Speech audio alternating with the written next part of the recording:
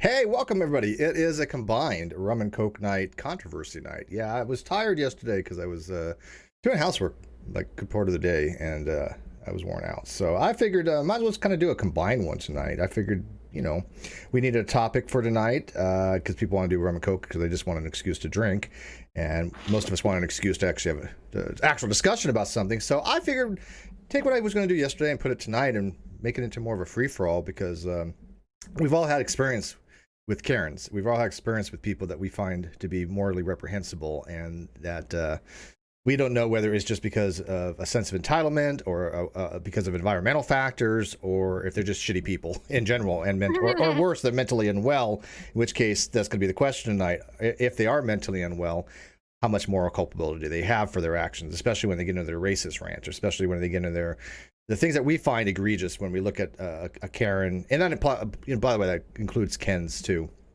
I'm just going to use the term Karen for. I think they're called Chads, aren't they? They're called Chads, Kyles, or Kens. I've heard all three, so I don't know. I thought Chads was for like the incel, but I've heard them for this too. Yeah. Chet. Chad. Shit.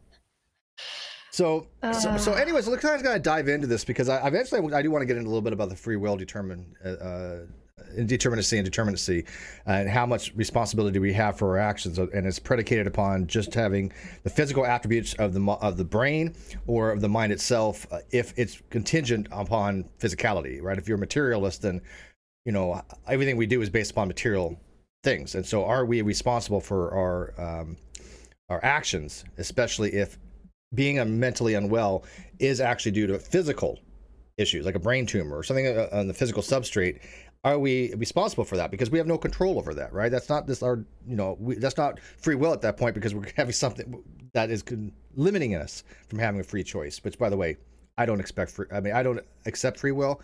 I'm not a libertarian free will person. I'm not an indeterminist. I'm a soft determinist, if anything. But anyways, look what we got in here. We've got a whole bunch of people. I think one more joining us. Yeah, we do have one more joining us. Let me get her in real quick. All right, got a full panel tonight. We got. By the way, I'm totally stealing the six-pack thing from Chris. You see this? This is YouTube appropriation. Yeah. That's all. When I steal your channel later, it'll all be worth it. Doesn't matter. You know what? It's like one big conglomeration. We just kind of like mix and match. I just want you to know I've done 95% of the work. Okay. Yeah, thank you for all this. I appreciate it, man. This was great. All right. Nice any layout. time. Yeah, somebody heard they call them Darrens too. I've never heard that one, but yeah, it's the same principle, right? But let me see what we got. We got Coral. Hi guys. Hi, Coral. How are you? I'm doing better now. I've got Chris Atlee. Dun, dun, dun. Hey. What time is it for you right now? G'day. 11 o'clock in the morning. Oh, you're fine. Okay, so you're good to go. Yeah, so I'll probably wait now and then I'll start drinking just so it's at least the afternoon. Are we doing hats today? I didn't bring I've one. just got bad hair. Yeah, I don't do hats. I actually did my hair today. I'm not covering it up. It actually, I put my hats. Yes, I can go all get conditioned hats. I got and hats. You can always tell. I'll Right? have to chat. See how straight it is. All right, so yeah, obviously we hear Chesh in here. Hello. Hello. How are you? I'm working. On what? Something called Chad Jana. Oh, that's right. So there's a guy I follow named Ross Boomsocks. He does League of Legends content. So if you're interested in League of Legends content, go check him out. He's a funny guy. He just kind of does like fun, silly builds and stuff like that. And so he does this build called Chad Jana. And Jana is a support champion who doesn't really do a whole ton of damage and tends to be really not very aggressive in lane. So he basically found a build that makes her really aggressive in lane. And so she bullies people. So calls her Chad Jana. So basically a male Karen. Yeah, so I'm drawing I'm drawing or painting out a part. He's doing a contest, so I'm entering his contest. So if you see me enter a contest at the hashtag #ArtBoomSocks, go like it and retweet it. So maybe he'll see it and I can win. All right. Well, I also got Paul in here. Paul. Hello. How are you? Hello. No, not too bad. Considering I just got woken up by someone by some stupid because I'm on call. It's like 2 o'clock in the morning here. You this is not the kind of guy you want to call at 2 o'clock in the morning for help. Yeah. Although he gets paid to do that, yeah. And it better be something important. Right? make it worth this wild. And we got God's Auditor in here. Finally made it for Rum and Coke Night. Finally, yeah. How's it going, everybody? It's great. I don't have enough room for anybody else, unfortunately. It's Streamlabs only, or SteamYard's only allowed 6, so I didn't hear back from Landon, and I was going to get Robert Reed in here, so if he messages me, we'll have to cycle somebody out. I'll be able to leave at like 10, so. Same. All right, no worries. All right, so let's kind of get this started. So we've all watched these videos by these Karens, and we've all seen them basically say the most reprehensible things. I mean, they'll go off on these racist rants and think that they're somehow have this moral high ground, right? They'll be like, oh, you know, they'll spew out these epithets and they spew out these pejoratives and these invectives, and I mean, we watch these videos and we have visceral reactions, right? Most of us will sit there and go, yeah, this person is a shitty person, right? I mean, anybody who's not racist or bigoted or homophobic or anything like that is going to sit back and go, yeah, this is not a good person. This is why those videos go viral, right? They don't go viral because people watch them and go, hey, yeah, we really think this girl or woman or whatever, or man, is awesome. No, they're shitty people and they deserve pretty much whatever happens to them because most of them get fired from their job, which is another thing. If that should happen, right? Do you think that people should be held accountable? Should they be fired from their jobs by saying these things online?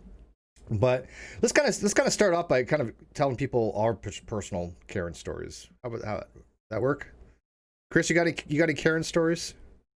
I worked in retail for years. Like this Karen is not a new phenomenon. No, for me. not by any stretch. No, it's just getting Karen known. has been Right. like my working existence.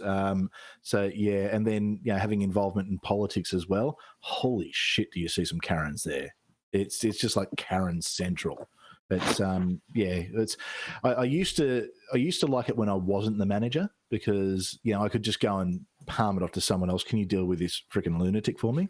But when you are the manager and you spend your day dealing with Karens and having to smile and be nice to them and kind of tolerate them, it's quite painful. But yeah, when you're not the boss, you can just go, hey, you get paid more than me for this. But when you're the boss, because like I said, I've always been a supervisor or manager, so I was the person that they call, especially as a customer service manager. So my job was to take care of the customer. However, fun fact here: customer's not always right. Anybody says otherwise has never worked retail. It's not true. It's just that's not an adage that's actually correct. The customer's never right. Yeah. I'll relate mine real quick, and then we'll get it. God Auditor. Mine was a woman that didn't understand simple math. We used to have a thing at Kohl's that was tax-free day, and basically the way we would do it, because you have to pay state taxes, the store has to pay taxes, sales tax.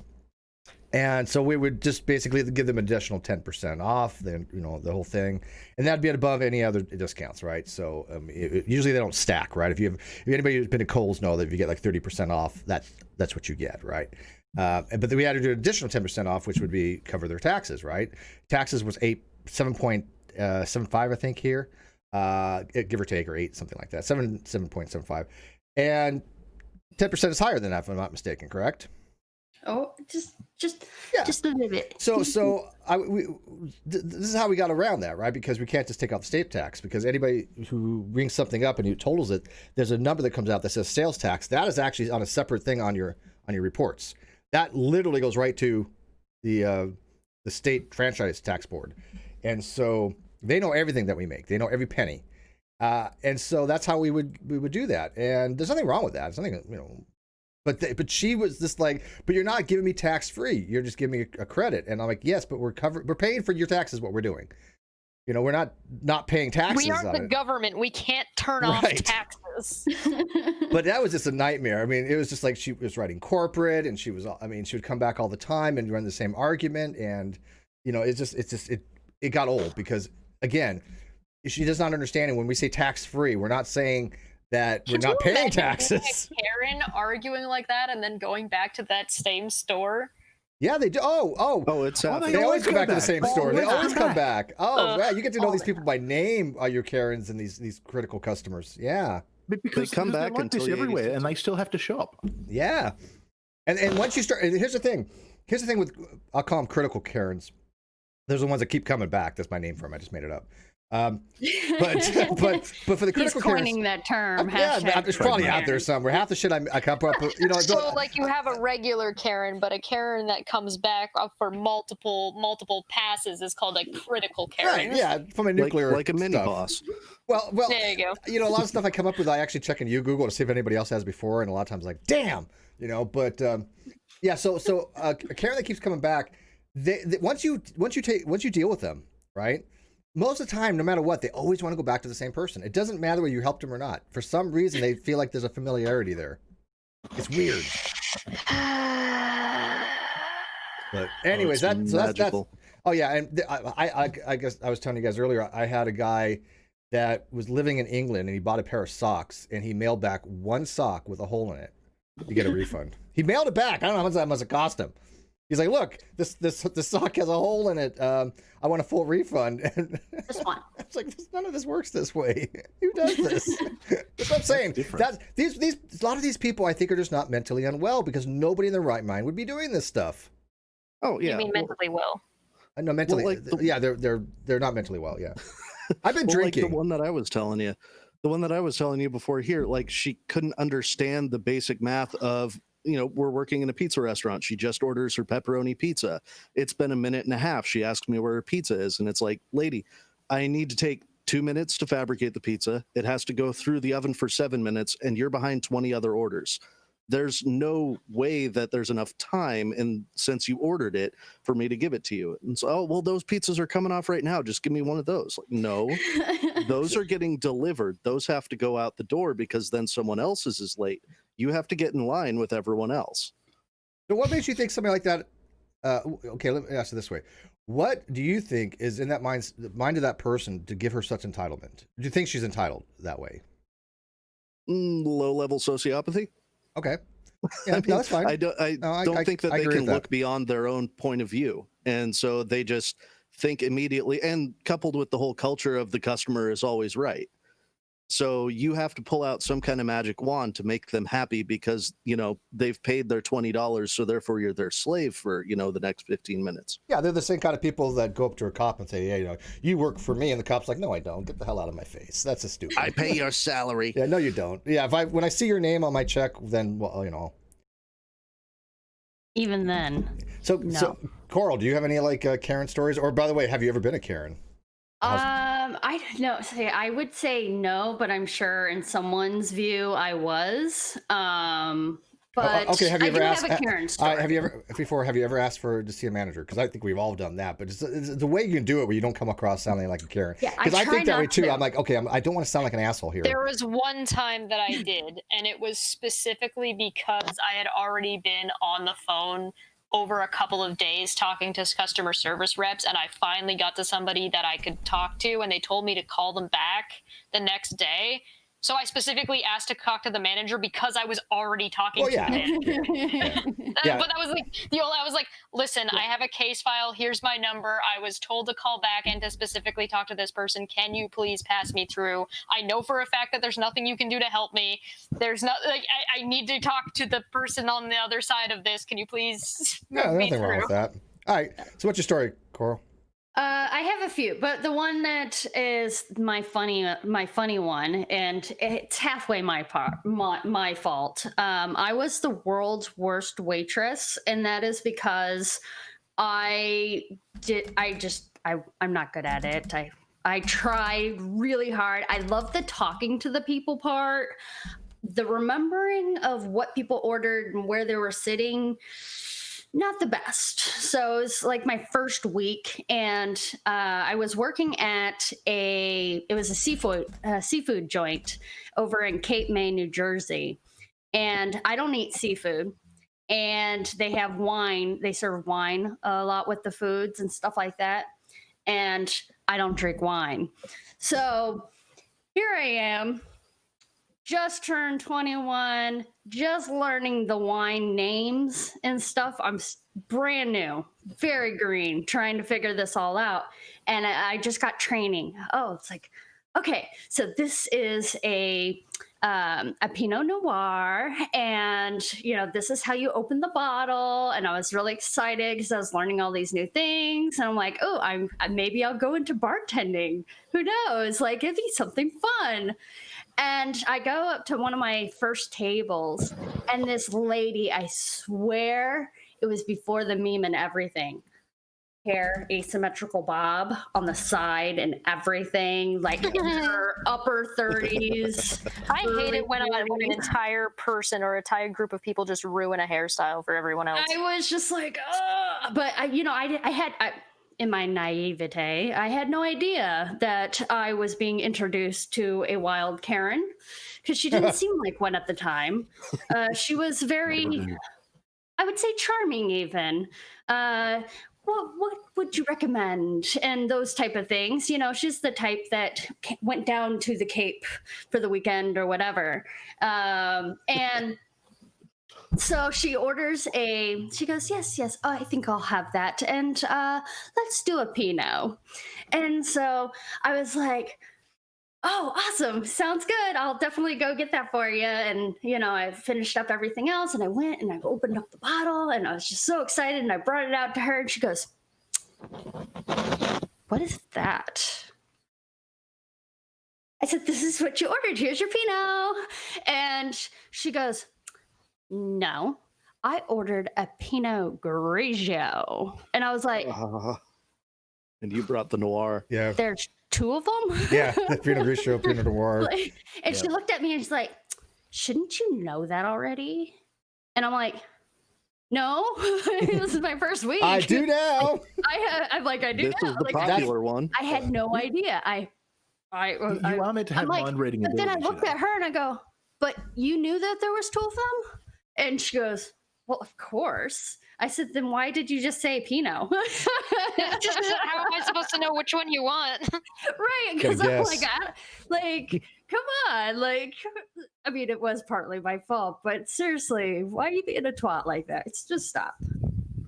She laid a trap for you. Don't feel bad about it. Okay, I walked right into it. That's a good point. Do you think some of these people go out of their way in order to make there be an issue so they can actually? Oh yeah. Yes. Oh, yeah, I think she absolutely. wanted to show the young waitress her spot, and I came over all chipper and everything, and I could see throughout the rest of the time She was territorial on you. She was judging. She's like, stay in your lane. This is my place. Because I'm a very flirty person, and so I flirt with everybody. I'm like, hey, how you doing? And so far, no, and I'm very annoying apparently. And yeah, so I guess she didn't like me, and she wanted to put me in my place. Somebody. You get these people heard that that they thrive on conflict. You get these people that they've got this psychological need to have conflict in their life. They need to be arguing with someone, and it's probably half the time I think it's because they've got such a miserable existence themselves They need to win. that they feel like shit. So they've got to make everyone else feel like shit. How dare you be happy? It's so amazing that you actually said that, because that's kind of going to be the topic for Caffeine Corner. That's actually similar, very similar to what we're doing on Monday. We got a very cool show on Monday planned, and that actually is kind of a segue to that. So yeah, it's going to be a themed weekend, I guess. All right. I've never actually heard what you just described as being flirty. I've heard that described as being bubbly, but maybe that's just where I'm from. Yeah, I mean, I'm definitely very bubbly, but I'm definitely flirty as well, because I apparently when you actually look at people in the eye and smile, that is a signal that you want them. that you are interested and available to everybody, which I'm okay with. It's a universal mating thing for all animals, actually. Interesting and available does not equal I want to bone you. I think in the animal kingdom you actually got to stick your butt up in the air or something. Something like that, yes. Yeah. And especially from a waitress. I mean, if a waitress is smiling and flirty with me, my first assumption is, oh, you want my money. Right, because I do. Oh, I want your tip. Exactly. I got bills to pay. Golden Unicorn for $2 says, I say unresolved issues mixed with entitlement. Well, yeah, I mean, I think they all have unresolved issues, but I think it goes beyond entitlement. I think that everybody here is right. I think when they go out of their way to lay a trap, it is somebody who's, this is what I'm saying, mentally unwell, right? Because I don't want to use, they're not insane in any kind of legal sense of the word or even psychological sense of the word, but there's something not right with them, right? So I just use the phrase mentally unwell. Yeah. Yeah. I think it's a control thing. I mean, it's especially when they lay traps like that, it's that they can make you feel a certain way and they can be above you because they're the customer and they have done something, as you know, putting the Pinot, and they know there's multiple different kinds of Pinots. So they're going to put you in a position to where they can make you feel like shit, which is a form of control. So whether they have it in their own lives or somewhere else or anything like that, I think that's where a lot of it comes from. And yeah, entitlement issues and stuff like that feeds into it. Yeah, well, here's the thing. A lot of those people are used to having a wait staff, right? They're used to having people, just kowtow to them and basically anything they want.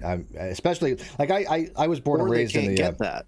Yeah. Or they can't. Yeah, or they can't. That's true too. That could be a viable option. I mean, I was from the L.A. Orange County region, right? So I mean, my family we lived not too far outside of Burbank, and so it was a middle class, affluent, somewhat area. But when I remember those days, it really wasn't snobbish like that. It wasn't like what I see now when people just think that that they're you're my server. You're serving me. I am the king here. Bring me my food, Let me get this super chat. They've got 100. Yes, thank you. Spend $50 or $100 on food that they're king shit. I mean, like, then they give you a dollar tip, right? I definitely. But I'll tell you something. Helios, though. You see what Helios put in his chat? Yeah, let me read these real quick. Kawasa 10,001 says, in my opinion, the most dangerous customers for restaurants are the patrons that come often and start feeling entitled, even demanding special attention and treatment. They can make service hell. I do agree with, okay, let me say this. I totally think you're right on that, Kawasa. However, the regulars are people that you do need to pay more attention for in retail and business because those are your primary shoppers. I mean, like, for example, I go to places I'm frequent there all the time. They know me. And so you build up a rapport. And so they want to keep you happy. But that doesn't mean that you should abuse that, right? Right? It depends. I had to 86 a regular a couple times. Yeah, that's why I think he added the caveat in there of who also do this, and this. Yeah, and can make service. Yeah, of course. Yeah. Helios $2 says it's a scam to get a discount on their meal. Oh, I think that is like 90% of it is they've done something similar in the past, got some manager to come over and apologize over and over and over again, and so they're just saying just to see if they could get a discount. Yeah, it's a manipulation technique. I mean, I've seen that as well. It's funny. It's funny you say that. It's because it happens all the time. I used to own a cafe, right? And one of the biggest things we'd get was, and there's a certain like temperature you heat coffee up to. And one of the things we'd always get was people saying, "Oh, the coffee was too cold." No, I'd be going, "Okay, well, do you want me to make you another one?" "Oh no, I finished it." Okay, and what would you like me to do? Well, I don't think I should have to pay for it. Okay, but you sat here and drunk the coffee for the last 20 minutes. Yeah. Right, exactly. Enjoyed the air conditioning. If you had bought it back, we could have, heated it up. But yeah, so you do get that. It's probably one of my favorite, and it's one that sticks in my mind. My cafe was also a comic book shop. So I'd have people who'd come in and, they'd just buy comics off the shelf. I remember this one time, this lady coming back in and she walks straight up to the counter with a comic and slams it down and says, "How can you sell this smut?" And I went, "Excuse me?" Anyway, it was a Spider-Man Deadpool comic, which is, it's a little bit cheeky. There it is. And I said, hang on, what are you talking about? Anyway, she said, "I bought this for my son and it's just not appropriate." I remembered it from when she'd come in, I said, "Yeah, but okay, well, you came in on your own. You didn't tell me it was for a child. It's got T for teen rating on it. And it was like a 4 or 5 year old. Well, my son likes Spider-Man and this just isn't appropriate for a Spider-Man comic." I'm just like, what do you want me to do? I don't write the bloody things. I remember it was like 1974 to 76, somewhere in that ballpark probably. And I got a Daredevil comic as a kid. Mm-hmm. And I don't know if you remember Daredevil, but he was pretty badass. He was a person that would mess you up. He would mess you up. Okay. Oh yeah. And so it was pretty violent. But I was 4 or 5 years old or whatever the hell. And so I didn't think much of it at the time. And I still wish I probably had that comic. It probably wouldn't worth something now, right? But No, yeah, probably they- would. But the irony is, I mean, and they carry on this way. If that lady had have come up to me and said, "Look, I've bought this for my son. I've just had a look. It's completely not appropriate. Can I swap it for something else?" I would have said, "You know what? Yep, not a problem. Here, let me help you and show you some really good stuff."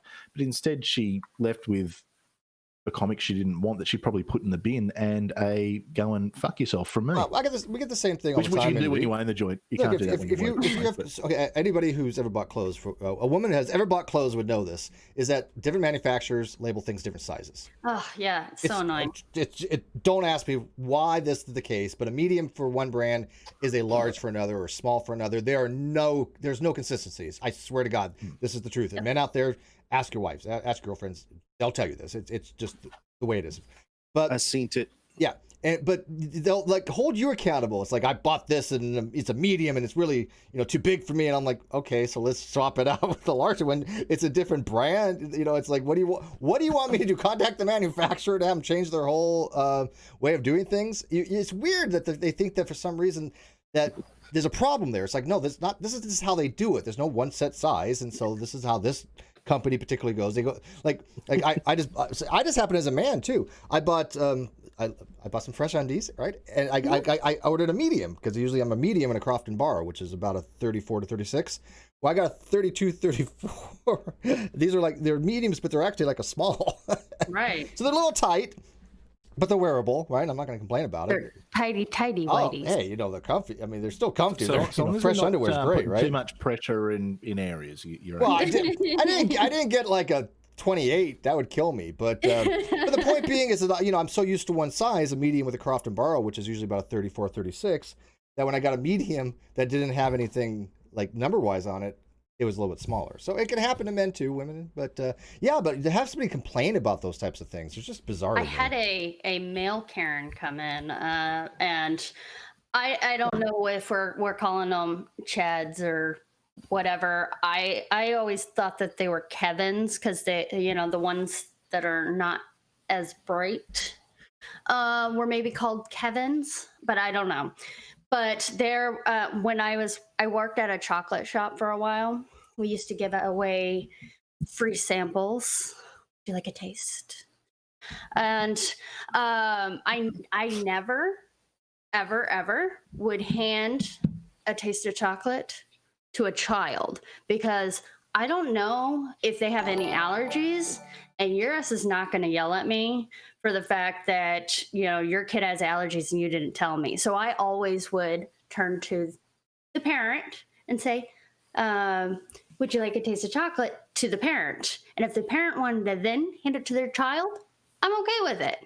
But that was like my line, which is a weird line because most people would just give it to the kid. But, if you want to play dangerously, I'm not going to have that kid's life on my head, okay? Because there's so many times people would come in and just let their kids run around like they're insane. And I'm like, you're in a chocolate shop. Like, this is not a play store. Like, chill. But of course you can't tell them that. Sure you can. But, well, I did. I was all the time. I was, especially the kids running. I'm like, don't be running in here. There's a safety thing. Right. You have every right to tell, your parent, don't have your child run in here. I mean, that's what you're supposed to do. Bad Karma, $5 for just the support the channel. Thank you, Bad Karma. Hi, Keno Browner. Waiting outside. You ever have hey, Dottie. any child Karens? that would be an entitled kid, I think. That would, You know what's it's- funny is I right? really have, you know what? I really can't think off the top of my head of any kind of bratty kid that we ever had. I mean, the kids, yeah, they were kind of. This Okay, one It's was in the comic book shop. Oh We well, had- yeah. I mean, yeah, yeah, okay, but you I got was in it, charge of you a got kids it. section too, right? I was a customer service manager for Kohl's, but towards the end, I was getting ready to move and change positions, and I was handing things off, and so I took over the kids section for quite some time before I moved, and I don't, you know what? It wasn't the kids that were the problem. It was literally the parents that were most of the problem. See, I'm making a distinction because I know for a fact that the one that I'm thinking of was taught by their parent, because their parent was one of the male Karens that I actually had to eventually 86 from the restaurant with my boss's blessing, and that was such a great day. But this little fucking bitch, I have no problem calling this 13-year-old child a little bitch, because she would come in and they would all, do their thing and be assholes and stuff. But she would order is a pizza restaurant and we had pastas and stuff too. And of course she would order buttered noodles, which, okay, that's not a problem. But she was one of those ones who couldn't do the math. And it was like, okay, well, look, I need to put in the plate first and it has to run through, because then if I don't do that, it's going to make the rest of the pasta cold and stuff. And I'm explaining this to her and she's just giving me this sneer the whole time while her dad is clearly just okay with this behavior. So I finally get her shitty little buttered noodles and, put it in front of her and stuff. And she looks at me and she's like, took long enough. Damn. And I'm like, well, I explained to you why it needs to happen this way and stuff. And she's like, whatever, go back to your job, loser. Oh no. And I'm like, one of my kids did that. I would, you little dead shit. She wouldn't be my kid for very long. Yeah. I don't smack my kids, but that would be a public spanking. Oh, dude, I got real pissed off at her, but I didn't do anything about it. And her dad was the same kind of an asshole. It's a pizza restaurant I'm talking about, right? He came in all the time, and I've served him multiple times, like 5 or 6 times at this point. And I serve him this one, and he looks up at me after about 10 minutes, and he starts motioning for a knife. And I'm like, oh, okay, yeah, I'll go grab you a knife, no problem. And then he's like, why didn't you give this to me when I got here? I'm like, well, this is a pizza restaurant. Typically, people use their hands, and we only put out forks. And he's like, this is a restaurant. You should be putting out knives and forks regardless. Like, yeah, but then I have to wash all of Here's them, my dude. boss's number. You can go bitch to him. Oh, I eventually had to Here's the 86 guy him. for here's the inventory guy. Oh my god, you came to a restaurant and you didn't bring your own? We all get a little sense of what is it, schadenfreude when we watch these movies where like some bratty kid does that at a party. All of a sudden something happens and they get the cake smashed in their face or something like that, and you're like, kid deserved it, right? Real quick though, thoughts from Jay Brown is in the live chat talking about he used to work at a gas station, and he just said that he had people that would drive off with the hose in the car and then try to somehow blame it on the attendant or blame it on the gas. And I go, but I'm like, how often has this happened? He said about once a week, and I'm like, wait a minute here. Well, no, that does not.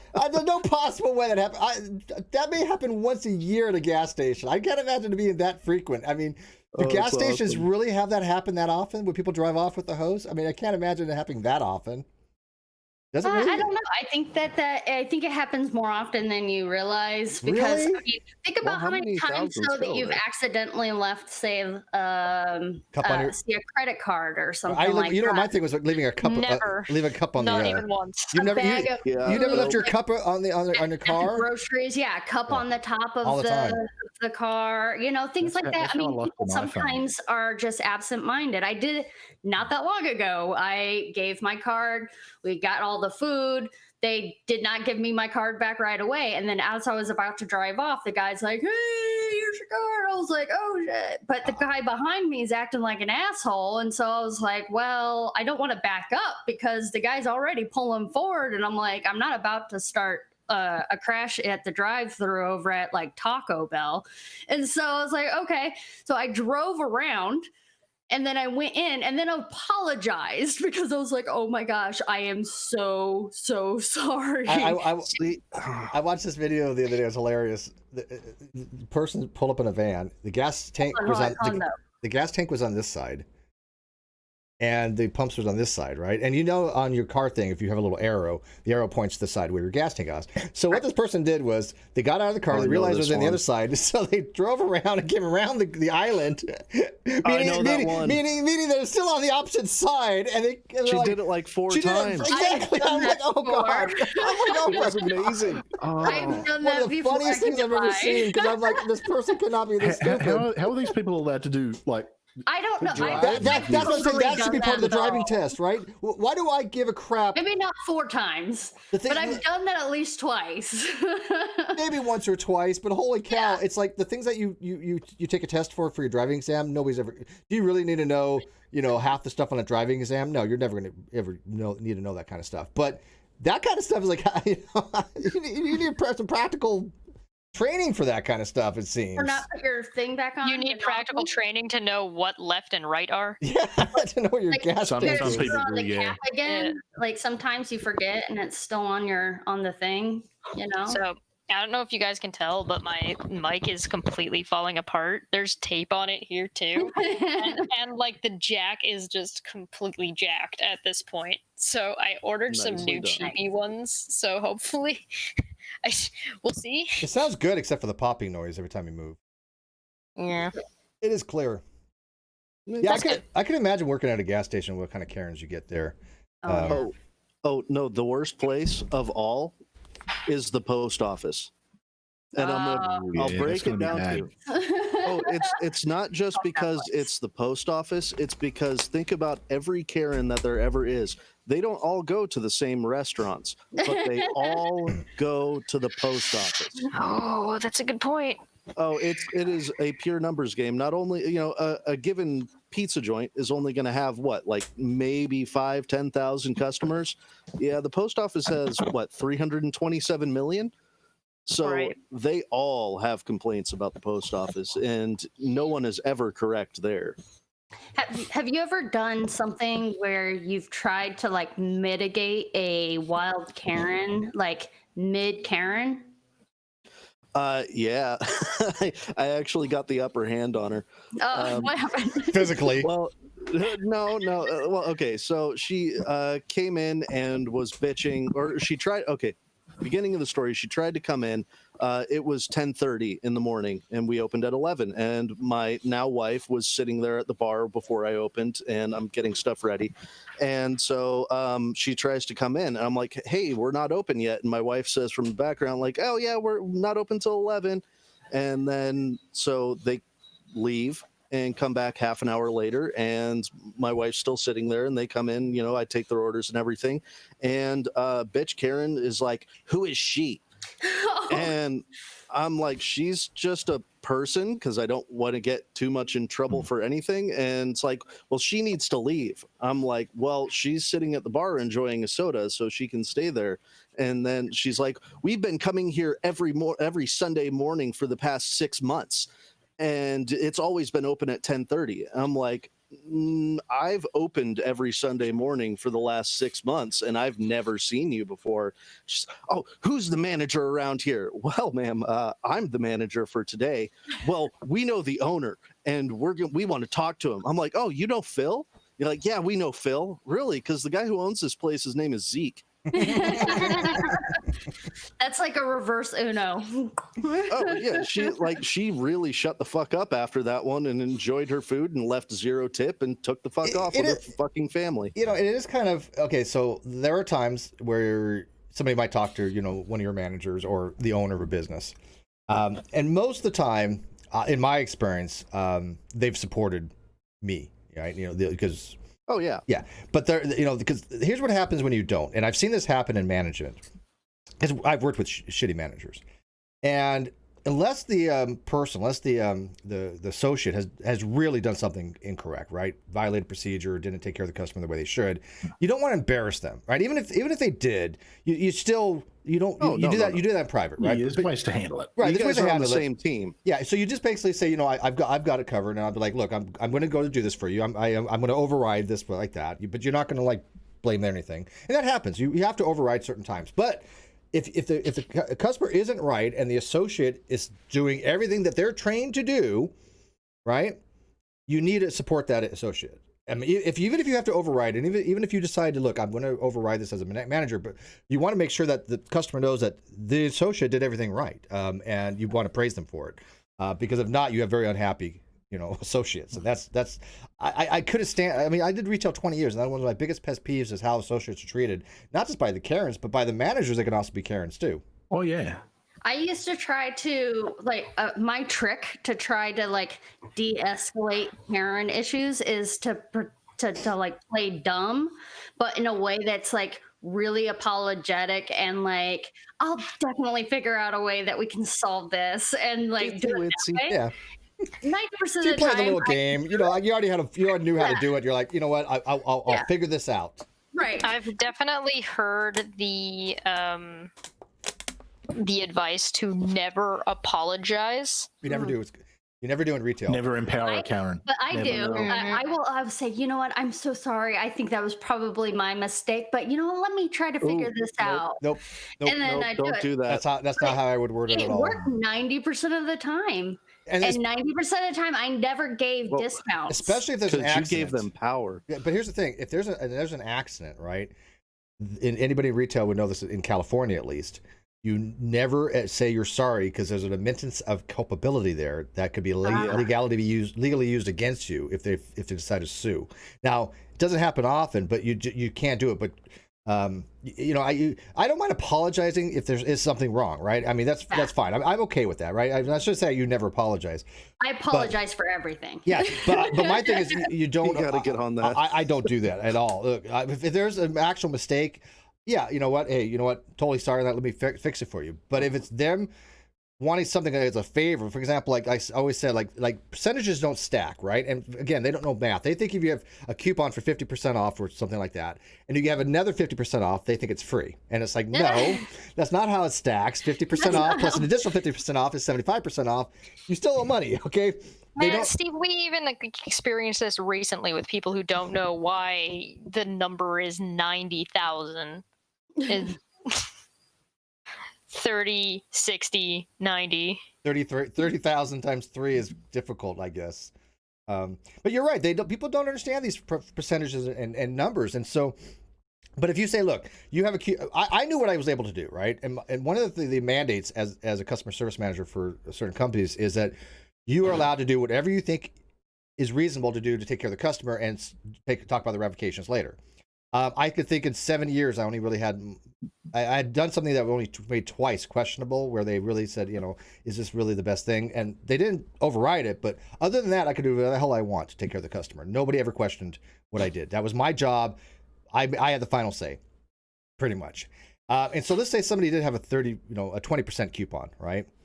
And for some reason, you know, something went wrong, whatever, I can give up to 30%, no problem, easily. I can go up to 50% off. As long as I can justify, you have a discount list, right? And as long as you can justify it to loss prevention and everything else, you're fine. If I did it to a friend, like for example, if Cheshire came in and she wanted a discount, then I gave her a discount, I would be fired, right? That doesn't work. But so let's say I give something that I could give an additional discount, and I do it as a favor to them. You know, because it's just something happened in their experience. Like, for example, I've had people, like, their shirts got caught on a nail or something like that, got ripped or whatever. They would be buying something, or we would give it to them for free. I've done that before. But then you could apologize for that kind of stuff, right? Sorry that you got your shirt ripped, but you don't apologize if you're actually doing a favor to the customer because they had in their mind's eye, had something wrong. I don't like that. Yeah, it has to be the story. I think you can say sorry to someone as well without apologizing. Yeah, sure. I think that was more. I think that's more of my thing, because I tend to just like, oh, I'm sorry. Let's see what we can figure out about this. You know, it's not like I'm apologizing that I'm admitting anything is wrong. So sorry you feel that way. Yeah, it's more along those lines without saying, I'm sorry you feel that way. But it's a way sorry that you're a Karen. Yeah, that's a miserable existence. Yeah, there's those kinds of things are just like basically those are like the bless your heart kind of thing, right? Bless your heart. My sweet I'm summer so child. sorry you feel that way. That's fine. I've done that. We've all done that. We're sorry you feel this way because you shouldn't, because no rational person would. The only time I ever apologized. The only time I ever apologized, it both bit me in the ass and was awesome at the same time, because I served someone their drinks and I accidentally spilled a little bit, and I said, oops, sorry for the spillage. And it turned out it was like my boss's nephew or something like that. And he called him up and he's like, dude, your server just said sorry for the spooge. And I'm like, and he calls me and I'm like, no, I said spillage. And he's like, okay, well, just watch what you say, dude. Okay, sorry, shit, man. But then he ended up tipping me $35 because he laughed his ass off at sorry for the spooge. So it's like, fuck, sounds good, I guess. Right. Do I say it again? Don't you hate it when you work in retail or something, or in customer service and someone walks in and they know the owner or they're friends with the owner or something like that. And they're always time wasters. They're always just this, they walk in with this air of it's like as if they're the owner and they're sort of king shit. Yep. And you've got to pander to them and you really want to tell them where to go, but you can't. You know what the worst was that was? I do what I did. There's a reason why I don't really work at any place anymore. Well, we know. I always ask them if they know who Phil is. You know Phil? It's a trap. It's a trap. I've seen people say to the owners of businesses, I know the owner and I'm going to speak to them, while the owners are going, oh, do you? Okay. That's what happened to you. It was amazing. Let me know how that goes. You just can't sit there just going, oh, yeah. Cheshire, I just want you to know there are governmental programs to help 62 IQs and lower to get jobs. Oh, yeah. Thanks. Good to know. Look into them. Hang on, it's not Cheshire's fault. She's just not old enough to work yet. Yeah, she needs a work visa. Still 17. Yeah? Ashley Leach, $2 for a happy face. Thank you, Ashley. I definitely worked for places where the whole place is basically Karen was the HR manager, Karen was the ops manager, Karen was the shift lead. Oh, God. But the thing was that like the ops manager didn't know, like, was promoted from shift lead and had no idea what it was to operate. Like they didn't understand that if they referred to one of the teams as their team, that it was favoritism. These are people that did not understand a term. Like if I told you that, hey, what? You can have, if you have a standard, as in like you have these rules, you can set rules within the standard. They didn't know what a standard was. This is how stupid these people were. I didn't know you were in the army. Welcome to the military. It blew my mind because these are the kind of Karens that they asked me to do something. Then when I gave them the thing they asked for, they said, why did you do this? Because you asked me to do it. This is outside of my normal job. You think I just did it for funsies? Oh yeah, definitely. Chris, you know you had fun doing all that photocopying. Here's the email of you asking me to do this thing, and you're asking me now why I did this thing. That's why you see why I get it in writing every time. Chris, when I was in Utah, I people know I worked for Radio Shack off and on. So I got in trouble for being I started in Radio Shack in 1986. That was my first time when my first job. I actually interviewed with the customer service manager. I actually made the district manager. I even remember his name to this day. It was Stevens, and so he actually liked me as a young kid, and he hired me to be a sales associate for Radio Shack, and I eventually became an assistant manager at 17. Then I joined the Navy. When I got out, I went back. I worked for Radio Shack, and then later on I moved. I worked for Radio Shack, so I worked there a few times. But the one Radio Shack that I worked at was in Utah, was a franchise. Have you ever worked for a franchise owner who's Mormon in Utah? Don't do it. Oh, dude, because that is exactly what you said, Chris. Mormon in Utah. I was Mormon, but I wasn't very active. I smoked, and see, that's where you fucked and up. He looked down on me that, right? Because I started with an assistant. I think I started assistant manager in that particular store. Then I became the manager for quite some time, but he didn't have a problem the way I ran the store per se, because the customers were very happy. But one year we didn't make a profit, but we didn't lose. But he always had to like make 2%, 3% gains. But nobody did. He opened another store over. We had another store open here, and there's only so much piece of the pie to go around, right? I mean, when you have a small town like St. George, Utah, and you have another Radio Shack open up, and then you have another store that sells very similar stuff, and it's just. You're going to have a problem with that year to have any gains, right? Yeah, coming down the market. So you're not losing any money, but your gains are going to be lower.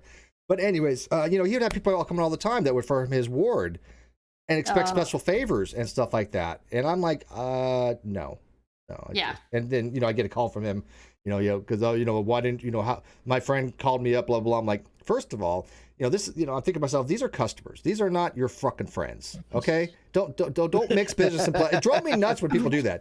Don't, it's like again they treat them like, well, like my friend has special privileges. I'm like, why should they get any special privilege over another customer, especially when they're being an asshat? No, your friends give you more business. That's what a friend does. Right. I don't understand that mentality. It's like when I offered to hire Chesh to do drawing for me, I offered to pay because that's what you do. You pay No, the artists artist. should me work for too. free, Pay shouldn't the they? people. Thanks, Bull. I've got By the an way- example of sorry you feel that way. Working in IT, I had someone ringing up because they couldn't get on the internet. So, check this, check that. And 10 minutes into the conversation, we've had a power cut at the site. I said, okay, but you haven't been much help at all. Well, you've had a power cut, so there's not much I can do. Yeah, well, you're meant to use your magic powers to fix everything. Absolutely. I always feel like, Yeah, I'm sorry, make the my computer crystal work. ball isn't working right now. Oh, the psychic powers you need to have in retail. I'm still or working on customer that. service. They really do expect you to know more than you're probably would be privy to. I mean, you have to like. Oh go- yeah. Oh, they expect you to bend the laws of physics. Yeah. I was constantly saying, I'm sorry, I haven't quite mastered telepathy yet. Well, but... that's actually the people that actually expect you to violate the laws of physics are the people that assign like a project and that you know is going to take like let's say it takes like usually like 6 to 8 man hours, right? So 2 people at a job, or we'll say 2 people 4 hours each, or 8 man hours, and they give you like 3, and you're like, listen to me very carefully here. We're running a full store on a very busy day. You want a full set done that's going to take several hours to do with 2 people, one of which is going to be always on register because, you pull them for register. The other person is going to be trying to clean the fitting rooms. And you want this project done. Do you know how many times those projects ever got done when they did that stuff? 0. Never. Right. It is not. Oh. And then you're in trouble. It's like, well, what do you want me to do? I mean, you tell me how you let's say you do this. Right. And then they can't, right? And so it's And just all weird. you want to tell them is good luck with that one. Like, let me know how that goes for you. They want you to violate the laws of physics. That happened to me in the Army once, and it was just funny. Like, I almost got in trouble for it because this captain is telling me to get a particular program up and running for an operation we were doing and stuff. And he asks how long it's going to take. And I'm like, 45 minutes to an hour. And he's like, all right, you've got 20 minutes. And I laughed at him. And he started getting pissed off. And I'm like, no, sir, I gave you the legitimate smallest amount of time that I can get this checklist done in. Mm-hmm. And he starts getting even more pissed off. And then my captain, the one that was actually over me, kind of leans in and he's like, no, I've actually run this stuff before because I have to know how to do it. He's not lying to you. He's like the best guy we have at this. So when he gives you that number, that's the number that it's going to be. Yeah, officers don't get this shit, right? Because, for example, we have the same thing. Like, let's say you had to start up the ship service turbine generator or the distilling plant or the reboiler, whatever system you're working on. Things take time, right? I mean, especially even on a reactor, they'll know about the reactor. They'll know how long it takes to go from cold, just completely cold to operating temperatures and pressures, right? And there's a procedure to do this because you don't want to warm up stuff too hot, too quickly, right? You get thermal stresses, you have brittle fracture, right? There's thermal stresses on a reactor plant are very bad. So there's a huge checklist you go through when you're doing a plant startup. It's massive. It's a massively coordinated thing. But we know it would probably take about 2 hours to do, right? You cannot hurry this. You don't want it to be hurried, right? But when you tell somebody, look, it takes me at minimum, if I'm just not even breathing, I could probably get this whole thing done in maybe 20 minutes, right? So I'll get this started. You can't. There's no possible way you could do it any faster. It's just not possible because things take time.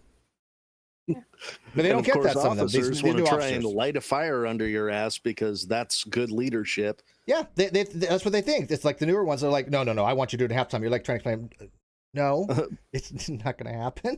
Just stop. And especially when I'm working on a computer system and I'm like, no, it cannot go faster than this.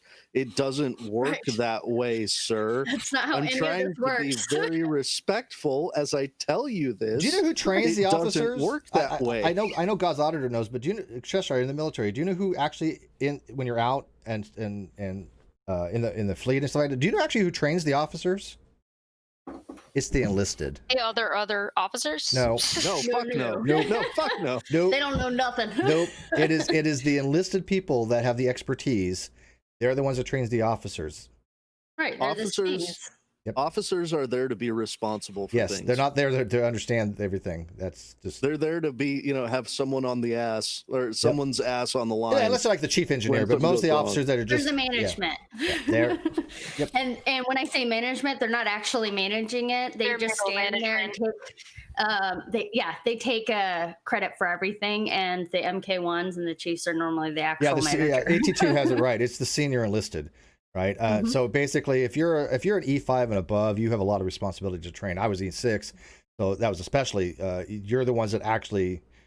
Yep. You're the grunt. I mean, you're literally doing everything. You're doing the work and you're training at the same time. I was E4 and I was training the officers. Yeah. Yep. That was That when they happens. told me to start wearing civilians to work because the officers and the senior enlisted wouldn't take me seriously because I had that E4 crest on my shirt. So it was like just start wearing what the contractors are wearing. Otherwise, they're not going to take you seriously. I think in the Just Navy, sad. I think when you hit E6, that's where pretty much across the board nobody gives you any shit any longer. I mean, it's just like that's respectable. I mean, you've been in long enough and you understand things mostly. At E6, that's a very good rank. No, warrant officer. Ask me in furball. No, screw you and furball. Warrant officers, you're all assholes. Warrant officers are all awesome in my experience. Really, I had one that was okay, but the rest I never really dealt. I mean, the kind of warrant officer we had on our They ship. don't give a shit. Yeah, because they I thought they were feel enlisted, mixed. but they got paid like an officer. They got treated like an officer, but they still wanted to hang out with the enlisted people sometimes. And Because Yeah, which is what made them cool. they got their time in. Yeah. well, some of them were enlisted that went to warrant, or you can actually start off as warrant too. But most of them were enlisted that went through a warrant officer program. Oh my gosh, Steve, read Kawasa's. Yeah, Kawasa 5001. In the Korean Army, there's a saying that goes, quote, "If your officer wants you to peel a chestnut with your dong, you do it. Conscription sucks." Oh God. Wait, does South Korea, did they have a type of conscription? They do. Wow. When you've got Didn't know that. the Kim dynasty to the north of you, you've got conscription. Yeah, I guess so. Makes sense. Wow. But yeah, poor Kawasa. You're awesome. Like Israel, you have to serve for 2 years, right? Yeah. The only reason why I know that South Korea has that is because I follow K-pop, and one of my favorite K-poppers had to go in for the draft, so they were conscripted. So let me ask you guys. So okay, all the Karens that we've That was talked a about big so deal far. when it happened too. Well, remember when Elvis, got drafted? Yes. Yeah, Steve, yes. we remember I that. I wasn't around. I wasn't around. But actually, what year was that? That was the 60s, wasn't it? Sure. Oh. You guys It was wanna before see my the time, art but that- yeah. Do you guys want to see the art that I did for this competition? Absolutely. Oh, hell yeah. So while she's doing that, so the Karens we've talked about so far, I don't think they're mentally unwell. I just think they're entitled and they're just, they're just shitty people. So what about There would be if they could be. Yeah, that's fine. I mean, Well, again, they might be to a small margin mentally unwell, but not the way I'm using it to mean somebody that really just isn't in charge of their faculties. Because one thing they're always that same sort of. It's never the really well off successful people who are Karens or Chads or Kyles or whatever we're calling them. It's always the ones that they present that way and they think they are, but they're not. By the way, Or I can't show they this. married in. I can't show Their this. husband makes money. Exactly, or Right. they've married. Trash. Their husband Chesh. makes the money. Chesh, I can only show 6 people at a time. What? You have Oh, you can't see it. Yeah, I can't see. We External? can't see it. No, because I Oh. can't present it. I can't put it on screen because. Oh no. Yeah. And I need to get Comic Nut in here too. With soon. StreamYard, you can. You should be able to. It'll just pop us all down the side, and then it'll. Oh, I guess. if Okay. it's a Well, no, screen what share. I gotta do is Yeah. this. Paul, I'm gonna drop you for a second. Don't go anywhere. How about I do this? I had to get rid of Paul for you. No. Oh, there we go. How about that? Yeah, I didn't realize I didn't think about that. So it's. I Sorry, got Paul. Chad Paul, just sit there. Jenna, Yeah. I got Chad Jana. I got Support Pantheon, and this is his little dude that he's got. Nice. So it's a YouTube banner. That's awesome. So that's what I got so far. Welcome back, Paul. Hey, I'm gonna I'm you want to speak to my manager anyway. now? I'm going to try and get back to sleep All right. Have unless a good night, someone man. rings me again. Wow. All right. I'm gonna try and Catch get. you later. I'm gonna try to get Comic Nut in here. A second here. So what do you guys think about the like I said, let's talk about the racist Karens, the ones that you see out there. Just like you guys watch the ones where that whack job lady Where the was camera's shaking because they're so angry. she was basically like terrorizing these landscapers. Yeah. Did you watch that one? I've seen that shit in it real was- life. I can only imagine. I've seen a few, and I've met a few, and you know, so I do think that there's different levels. I think that there is sometimes there's people that just act a little entitled sometimes, or maybe they feel like they've been spited somehow, and so this is their way of trying to like regain what little, you know, dignity they have. And then there's a whole other group of Karens. When I watch those racist Karens, I think to myself though, there's something not right about this person. I do think they have mental issues, right? I mean, they are mentally unwell because they sound psychotic. Like it's like Anyone who's a racist has to have mental issues, though. I mean, well, to some degree, in society, but can you? But I don't know about that because some of it is obviously environmental factors where they're functioning. No, the brains are functioning just fine. You have to be raised that way. Yeah, well, that's not a mentally unwell. That's just an emotionally unwell. That's what I'm saying. Yeah, right? Most of the racists I know, because I live in fucking rural Washington, so we have them in spades out here. They are completely. It's an environmental thing. They're otherwise relatively smart people, but they've been taught this.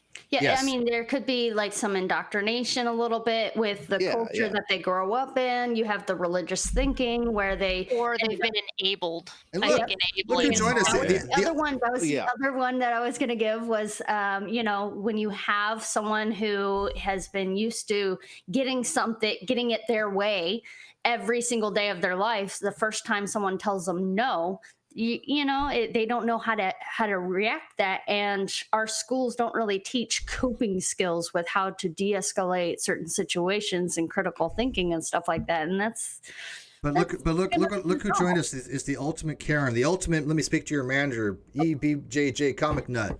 Da, da, da. That's his tagline, by the way. He actually put it. Hang on a second. He's wearing a Deadpool shirt, and that may offend some parents. Not appropriate comics.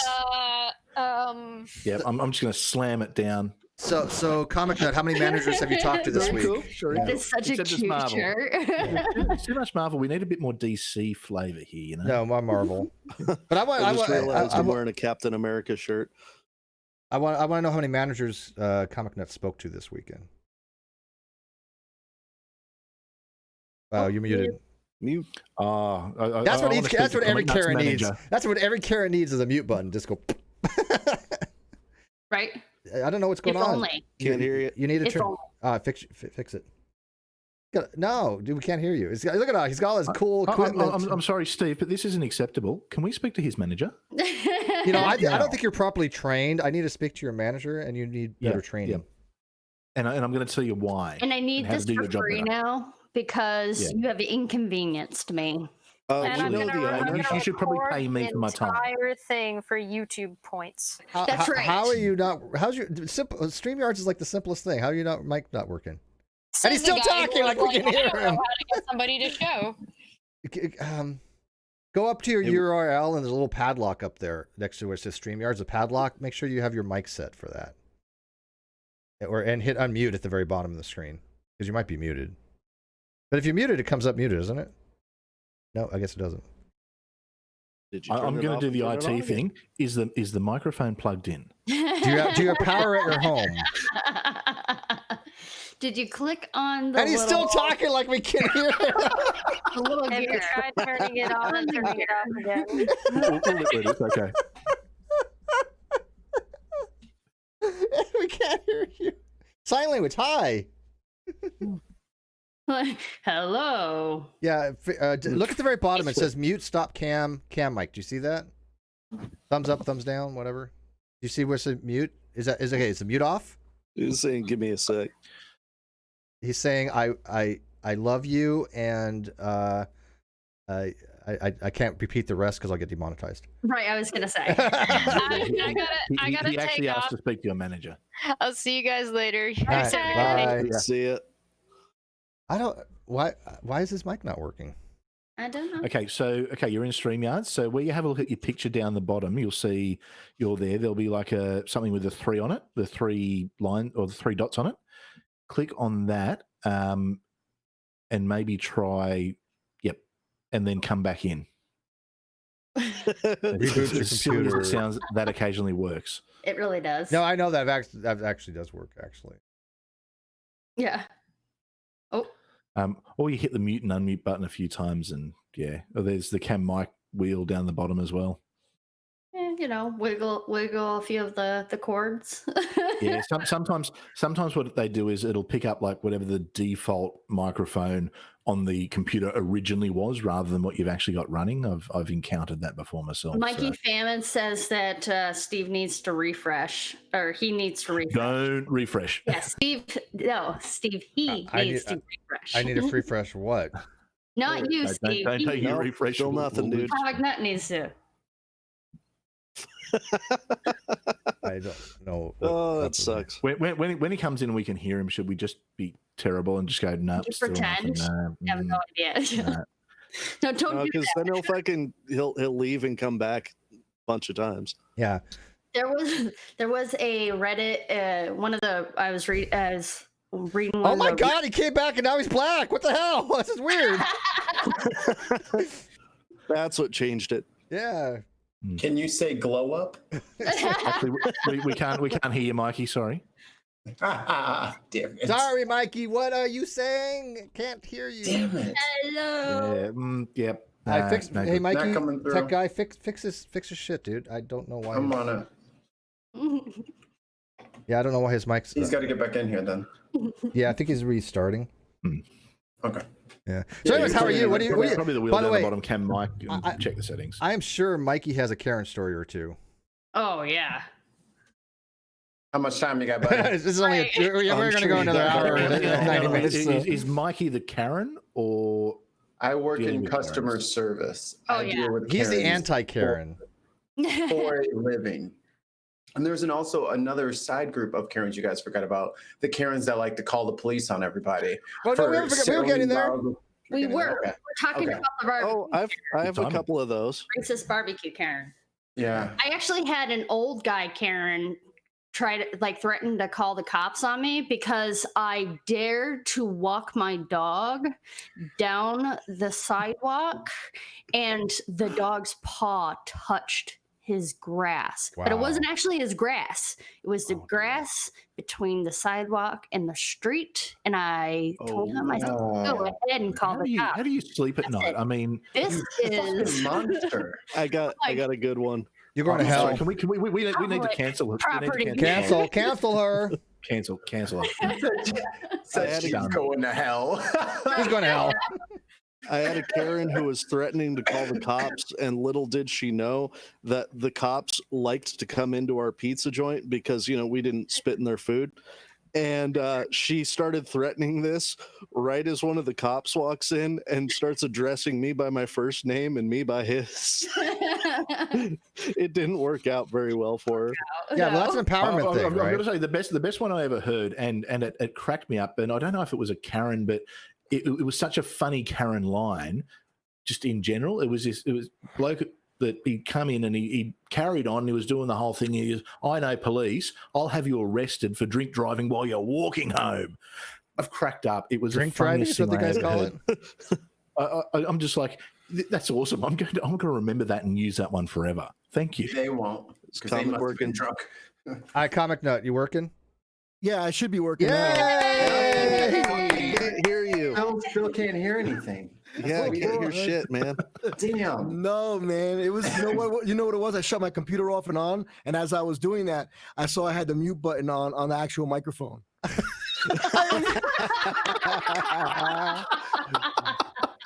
I would have never admitted that. Oh, that's awesome. Get out. Get out. Everyone's typing away. The settings on the mic. I'm always diddling with it, and I must have shut it off. Didn't we ask him this? Didn't we say, do we Did you have ring the mic power? company Right. first Are and you complain, muted? or- I think we went through the called them, checklist. and I definitely complained. I started from the lowest part of the totem pole, and I was like, You're I wanna talk the to kind of fucking motherfucker Karen. that would have came into Radio Shack with that mic saying this is a defective mic, and I would have looked at you like you're an idiot. No, I looked at the left, and I was like, oh shit, it's muted. You know, that's It's like never worst. muted. I swear to God, though, the worst thing is when you have a customer that sometimes it's funny, and you don't mean to just be disparaging, obviously, because customers don't know. But when a customer comes in and they are not operating the product correctly in any way, shape, or form, and you're like, no, that's not how this works. That's not exactly my shining moment. My first question to any customer with anything is, so how did you do it? Right. Walk me through this. Yeah, walk me me through through this. it. Yes. Walk me through it. Yeah. Yeah, so the thing is, you're pushing all these buttons. Did you plug it in though? Yeah. Okay, let's plug it in and then we'll try this. Wow, it's making lots of noises and moving. I think it's fine. But you know what's funny is there's certain products you just batteries. there's certain products that that like this is going to happen. So you see a customer walking in with one of these products, you're like, oh, I know what they did. He doesn't know it's going to be one of these. That's funny. I can't believe I did that. No, but the opposite thing's also true because I've had many a times where people assumed I didn't know what the fuck I was talking about, and I'm like, dude, like I'm at a shooting range with my weapons, and I'm a gunner's mate. Fuck off. I love that though. I love that. I'm a gunner's mate. I know my guns. Comic Nut, like I'll give you a perfect example that you're going to understand very easily. RC cars. 9.6 volt battery packs. Yes. Customer buys a car with a battery pack. They come back 20 minutes later and says it doesn't work. And you're like, did you charge the battery? Charge it, yeah. You got to charge it before you do anything. You've got to undrain the battery, make sure it's at zero. You want it zero, and right? then you have to want balance zero it, and then you have to charge it. It's a slow process. Well, here's the thing: mostly on the nickel metal hydrides, then you had to zero it out. The lithium ions, not so much, and some of the newer batteries. But you're right on the metal hydrides, yes. But they didn't realize that the batteries didn't come charged, and that was one of my number one things during Christmas for remote control cars is that they didn't charge the battery. That's funny. No, I would definitely. I think the very first time I actually bought an RC car, I didn't go to the Karen, but I definitely was calling around trying to figure out what the fuck was going on with the battery. Because you didn't charge it? Yeah, I had a charger and bought it all, but I thought it came pre-charged. But I didn't call anybody, and they told me, "Hey, you idiot, you got to charge it, man." I'm telling you, that's the most common thing I've ever seen with the cars is that people think for some reson that a rechargeable battery comes charged. Now they do have a nominal charge, but like you said, it's to keep it alive, the memory alive. So there's the things that you don't want to have memory build up, right? Because every time you charge a battery and you don't drain it all the way down, it will eventually level out at some point, and you basically lose capacity, right? Exactly. So if I have the ability, if it's like a 1600 milliamp battery or something like that, and it's 9.6. It'll never have that current capacity any longer. No, so you'll get like 5 minutes out of it rather than 15. So what you want to do on the nickel metal hydrides is discharge them all the ways. And again, with the lithium ions, not so much. But yeah, I got to know batteries pretty well. Now you want to do that because I feel really dumb right now. Sometimes with the lithium batteries, though, if you don't undrain them, they do catch a charge and they'll burn. That's a whole different ballgame. That's because of the tolerances in these batteries are so small they will heat, right? It's better to do a trickle charge than a full on than a fast charge. Right? Yeah, that's what I was about to say. All of those same things, but I couldn't get in. So I'm glad you guys kind of capped it up. I would have done it a little more eloquently. Yeah, people like the rapid chargers, but the problem with the rapid chargers, another thing is, and by the way, I don't have room for Brandon in here, so Brandon's in the waiting room. But the thing I do have to get going, so I'm sorry to leave you guys. All right, we love you. It's been awesome. All right, bye. I just remembered I got to do something. Yeah, you got to do something too. That's how rumors get started. They leave them together. But on the rapid charger, you put a lot of thermal stresses on these batteries. They'll actually get a lot hotter, and again, with the tolerances being smaller, you do lose the life expectancy of the battery. No question about it. But anyway, we're off topic. Let's back to the Karens things. I want to get in again these really more vitriolic type Karens that by watching them something's messed up with them. Do you think that they have a moral responsibility? Do you think that we should have? Are they? Let's say, for example, like they lose their jobs. Again, we like Schadenfreude. We understand. Hey, this is a shitty person. They said some really nasty, racist, bigoted, homophobic things or whatever. They lost their job. You know what? Serves them right, kind of stuff. Even though that could destroy their entire lives. But are they responsible, or should they get help instead? Should they, instead of losing their job, should they go, hey, look, you've got some mental I think issues. In a perfect world. Well, I think what is best in a situation like that is patterns. What kind of pattern are we seeing in their livelihoods, in their everyday life? Is this just because they woke up mad and they got in an argument with their husband and their kid is being an asshole and, you know, they ran out of gas on the highway and somebody had to come help them? So are they having a shitty day? Or is this just a repetitive pattern where they're just a shitty person? You know, if they're just a shitty person, then they shouldn't be getting help. If it's someone who's flying off, the deep end because of litigating factors in their life, then I'd say if it's a little pattern, then they need to get help. I think so too. Yeah. I think there might be, if there's a pattern, they're shitty people. Don't get me wrong, but aren't those the ones that we should be going? Hey, look, there's a pattern here. You have a systemic problem. You have something that is not right in your way of looking at things. What if it's based off of racism, though? I don't think the two are mutually exclusive. No, not I by think any they means. should get help because a lot of people need a lot of help dealing with their emotions. And now that COVID, my bad, is a thing. Cancel. My bad. Covfefe. The stream dropped. Yeah. now that the Where's my C word is a channel? thing, God damn it! Mikey, everybody's seen it. I want to talk to your manager right now. Oh, you fucked up, Mikey. My bad. Since that Covfefe. and everyone is totally freaked out and scared, and they're not really admitting their problems. They're not really talking through their anxiety. They're hoarding it all inside them, and they have been blowing up on people. That's why these people are freaking out over a mask because like there's one thing I can control, and it's my face. But also to add on to that, it's also the fear of the unknown. They don't know what to do. Yeah, they don't know what's coming tomorrow. They don't know if it's going to get any worse. So a lot of people with that, I'm shaking my pen at you. Sorry about that. So it's just I can do that too. I got a pen. Thanks, Bill. You know what? I got 2 pens. Look at that. I come prepared. Oh shit. Ooh. So yeah, I do agree with you that that's definitively they do. But do they get help afterwards? Like, for example, do they say, look, there are some ethical considerations here. Okay, look at that guy that was at the store that was basically just pumping himself up to get in an argument with somebody. Remember, he was just he was walking towards the guy and saying, I'm scared. 72-year-old woman at a Costco that he was screaming like, I feel threatened. Yeah. Clearly he was screaming at. Clearly there was something going on there, roid rage, and I think he worked for. Was he a lawyer or worked for a law office or something? Like, he got fired. I know that. Yeah, he did get fired. I remember that. So he should get fired because that's an atrocious thing to do. Okay, and I'm not. But he should also get help. That's what I'm saying. Exactly. I'm saying, look, I understand them being fired because first of all, that person is representing your brand, especially that kind of thing. I get that, right? Now it depends on your type of job, right? But is this an extension of cancel culture? Well, that's what I was going to get into. There's two factors here, right? That's a good one. If they get fired and then they go get help, right? I think the company should help them, right? Say, look, we're going to get you some help, and then talk about maybe hire them back or something. Because people losing their job is a rough thing. It doesn't matter. I mean, I don't think anybody should be canceled like that for something that maybe they're having a bad day. People do snap. There are obviously psychological issues, right? This is what I'm saying. Where is the culpability when you have somebody like that? That guy had issues. That guy had severe issues. He was not being mentally well at that point, right? So, okay.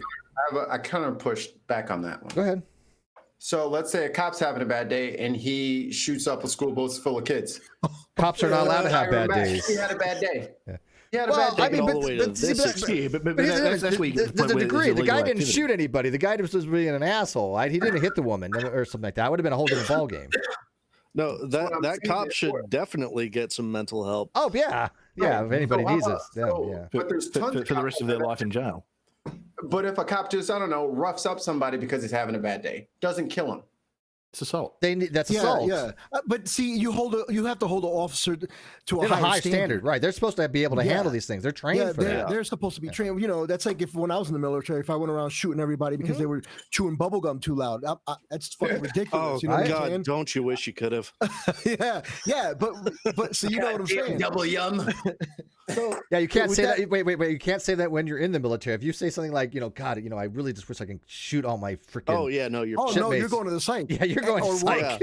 Yeah. You can't so say you're going out like for a that. psych You don't get free speech in the military. Let me tell you. So, but again, those individuals who have a gun and are made to police us, they're held to a higher standard all the way. And if they If they're not, then what the fuck are we doing? You know what I mean? At the end of the day, why are they policing us? We should be policing ourselves if they aren't held to a higher standard. I agree. Yeah, they should be, and I think they are. Yeah, they're not allowed to be Karens, pretty much. They're allowed to have bad days. They're allowed to have bad days. They're just not allowed to project those bad days onto civilians. Let me throw a little wrench in those works there. What happens if the person has some kind of actual physical, mental defect? For example, a brain tumor has been known to change people's personalities. Yes, it has. You don't get an excuse. I mean, that's shitty. But and that results in a shitty situation. Hang on, it does alter behavior. Hang on, it does alter your behavior. Yeah, of course. You know, and unless you're actually insane, people know that legally you're not culpable if you have insanity. Which, by the way, a brain tumor could cause something like that. Yes, it can. But what happens if it just altered your personality such that it just changed fundamentally your cognitive thinking, and so you would be doing things that you normally wouldn't be doing had you not had that tumor, because the tumor is the cause. I mean, even though you could probably have, known it was right or wrong, but you maybe not cared. Like, for example, people drink, right? We all drink. I had a little bit of brandy, but I'm drinking just right water now. But when people drink, they usually have lower inhibitions. This is a known fact, right? That doesn't mean that you're not morally culpable, right? You get behind a wheel and you've been drinking, you're screwed, right?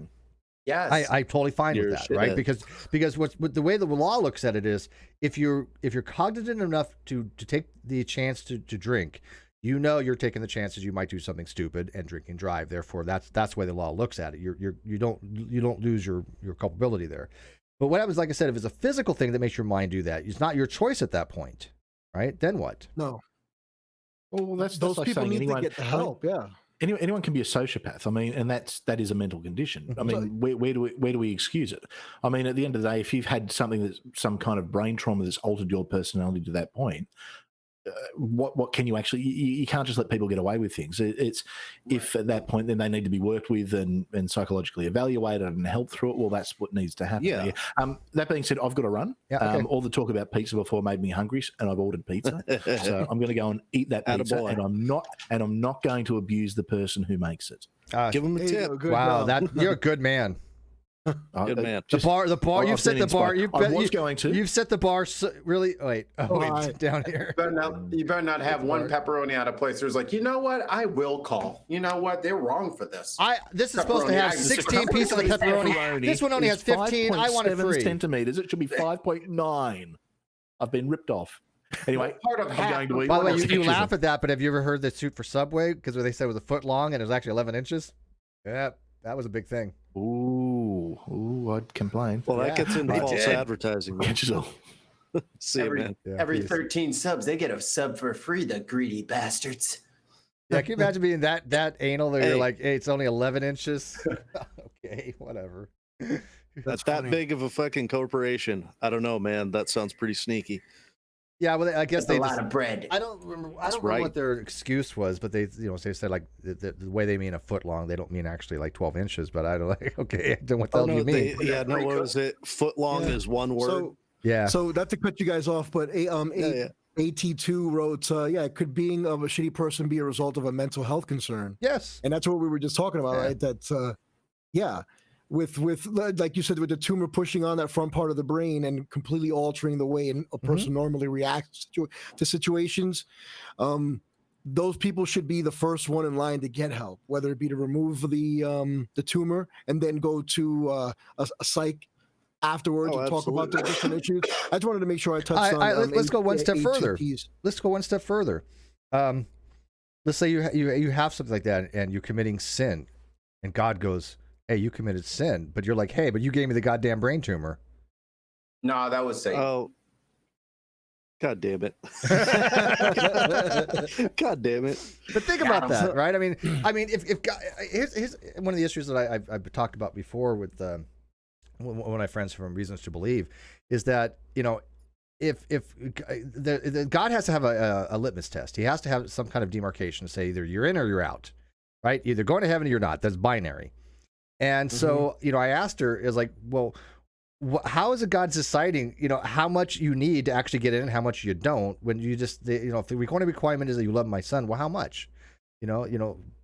God, John 3:16, love, what is it, forever, believes in Christ kind of thing. Well, but to what degree? I mean, because belief is a gradient, right? Belief has different amounts of percentage to it where you can actually ascribe to it if you're doing a qualitative type thing. So, but the Bible doesn't quantify that. It just says in the New Testament, through the Father. Right. So all you got to be is like simply boom. convinced, right? Over a certain amount, you're convinced, even though, as opposed to somebody who's like 100% convinced of themselves. Both of them are going in. So why do the extra, why go the extra thing? Why think, the extra thing if it's just a minimum bare requirement? If you're in the club, you're in the club. Right. Yeah. Right. Exactly. But what happens if because of your brain tumor, you don't believe? It's telling you, hey, look, there are no gods. You might get a pass on that one, man. You know what I mean? But here you go though. But John 3:16 says this though. If that's the requirement, if that's the litmus test, right?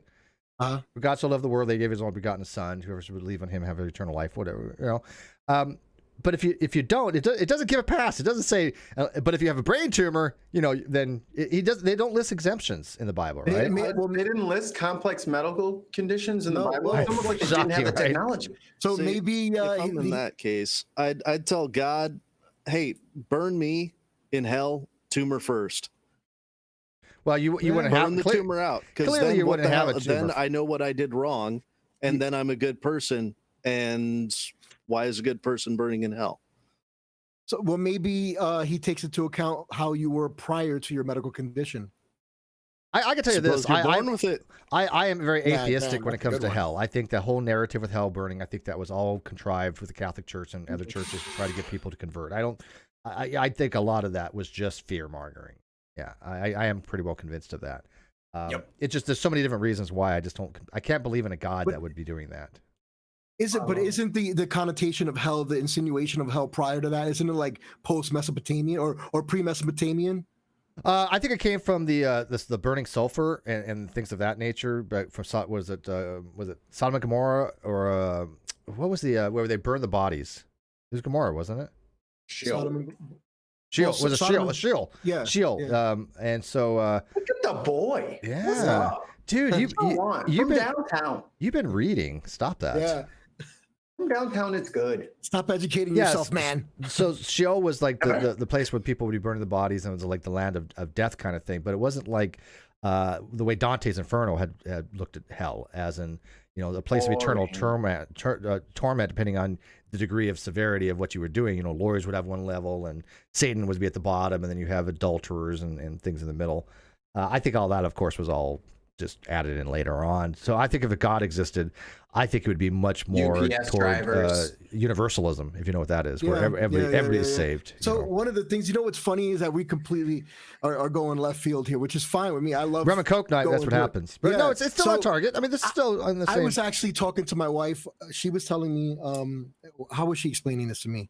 She was saying about the world, everything from the smallest infinite possibilities of our atoms and all that other stuff is all chaos. It's all chaotic, and there's no order to life. And I was telling her, yeah, actually there is. I think there's order. There's Benford's law. You guys know about that, right? Benford's law for doing it. Is that for doing analysis of numbers? So it's the analysis of numbers with how many times number one appears, number two appears, number three it's how they appears, check for fraudulent books. Well, it's not just that though. It applies to absolutely everything. Yeah. They in hindsight, if you use it in hindsight, then you could see that things match up, with ones and twos and threes. Yeah, but and fours and fives what they'll do is they use it. I took accounting and Benford's numbers. Yeah. They do use it to see if you're on fraudulent on your accounting here or what is it in the IRS. They will, they utilize it to make sure. Steve check knows numbers something. And blah, blah, I blah. know it's scary. Oh yeah. But so here's the thing though with that whole situation is, what he was saying about the brain, if you were born with it and all that, and God and everything, and God saying that there's free will. There is no free will according to Benson's law. Everything is predetermined. So whether that person's going to get cancer or not, on a macro level, you can pre-know what portion of society will get do what. I agree to an extent because I think the universe is determinate. Okay. I don't see any way it couldn't be in some regards. And I think there's local indeterminacy as far as like quantum level stuff like that. But the universe itself is determined in the fact there's a causal relationship between things, except at the quantum level, there's obviously inconsistencies there. But for the most part, if we didn't live in a determinate world, we wouldn't be able to make predictions, right? We make predictions because there's a determinacy. Because it's determined. Right. Exactly. And so for free will, the problem I have with free will is that the free will is a non-determinate position, right? So it's a non-compatible, non-deterministic position, which means that we have really no free choices per se. It doesn't mean we can't have will. Doesn't mean we're like, it's not fatalism. People confuse the two. But what it means is this. Let's say, Comic Nut, let's say that you at some time had a choice between A and B, okay? You have a free choice. You can make A or B, okay? Let's say you chose B, okay? You go into the future. We send you back in time to that exact same time that you left. Cerebus paribus, meaning all things being equal. Mm-hmm. The free will advocate, the libertarian, would say that you have just as much chance of picking A this time as you do B, right? Mm-hmm. But the determinist would say, no, all things being equal, all conditions being equal, you're going to make the same choice every single time. And I think that's the case. I think that if you're given the exact same conditions under the same things, all things equal, it is determinate. There's no variable there that's any different to give you a free choice where you would make a decision any different. That's how I describe libertarian free will over determinism. So flipping it back to Karens, then, no matter how much help we go and give them, they're going to make that decision. Same decision. The same circumstances over and over again. They're going to yell, all things being equal, right? All things being equal. That's the point, though. If things have changed, like the next time in the future where they have something different where they go, hey, I was a bitch before, but I don't want to do it this time, then they're going to modify their behavior, right? But that opens up a new branch of choices, right? So yeah, I think we have the ability to choose. Now there's some issues with that as well, because a free choice by libertarian standards means that you have to be able to at least choose freely. And there's a problem with that, where if I said to you, okay, if you had a choice between A and B, but I put a little chip in your head that if you were to choose A, it would shock you and make you choose B, right? Now think about that. If you decided to choose B, it doesn't shock you and you choose B. If you decide to choose A, it shocks you and you choose B.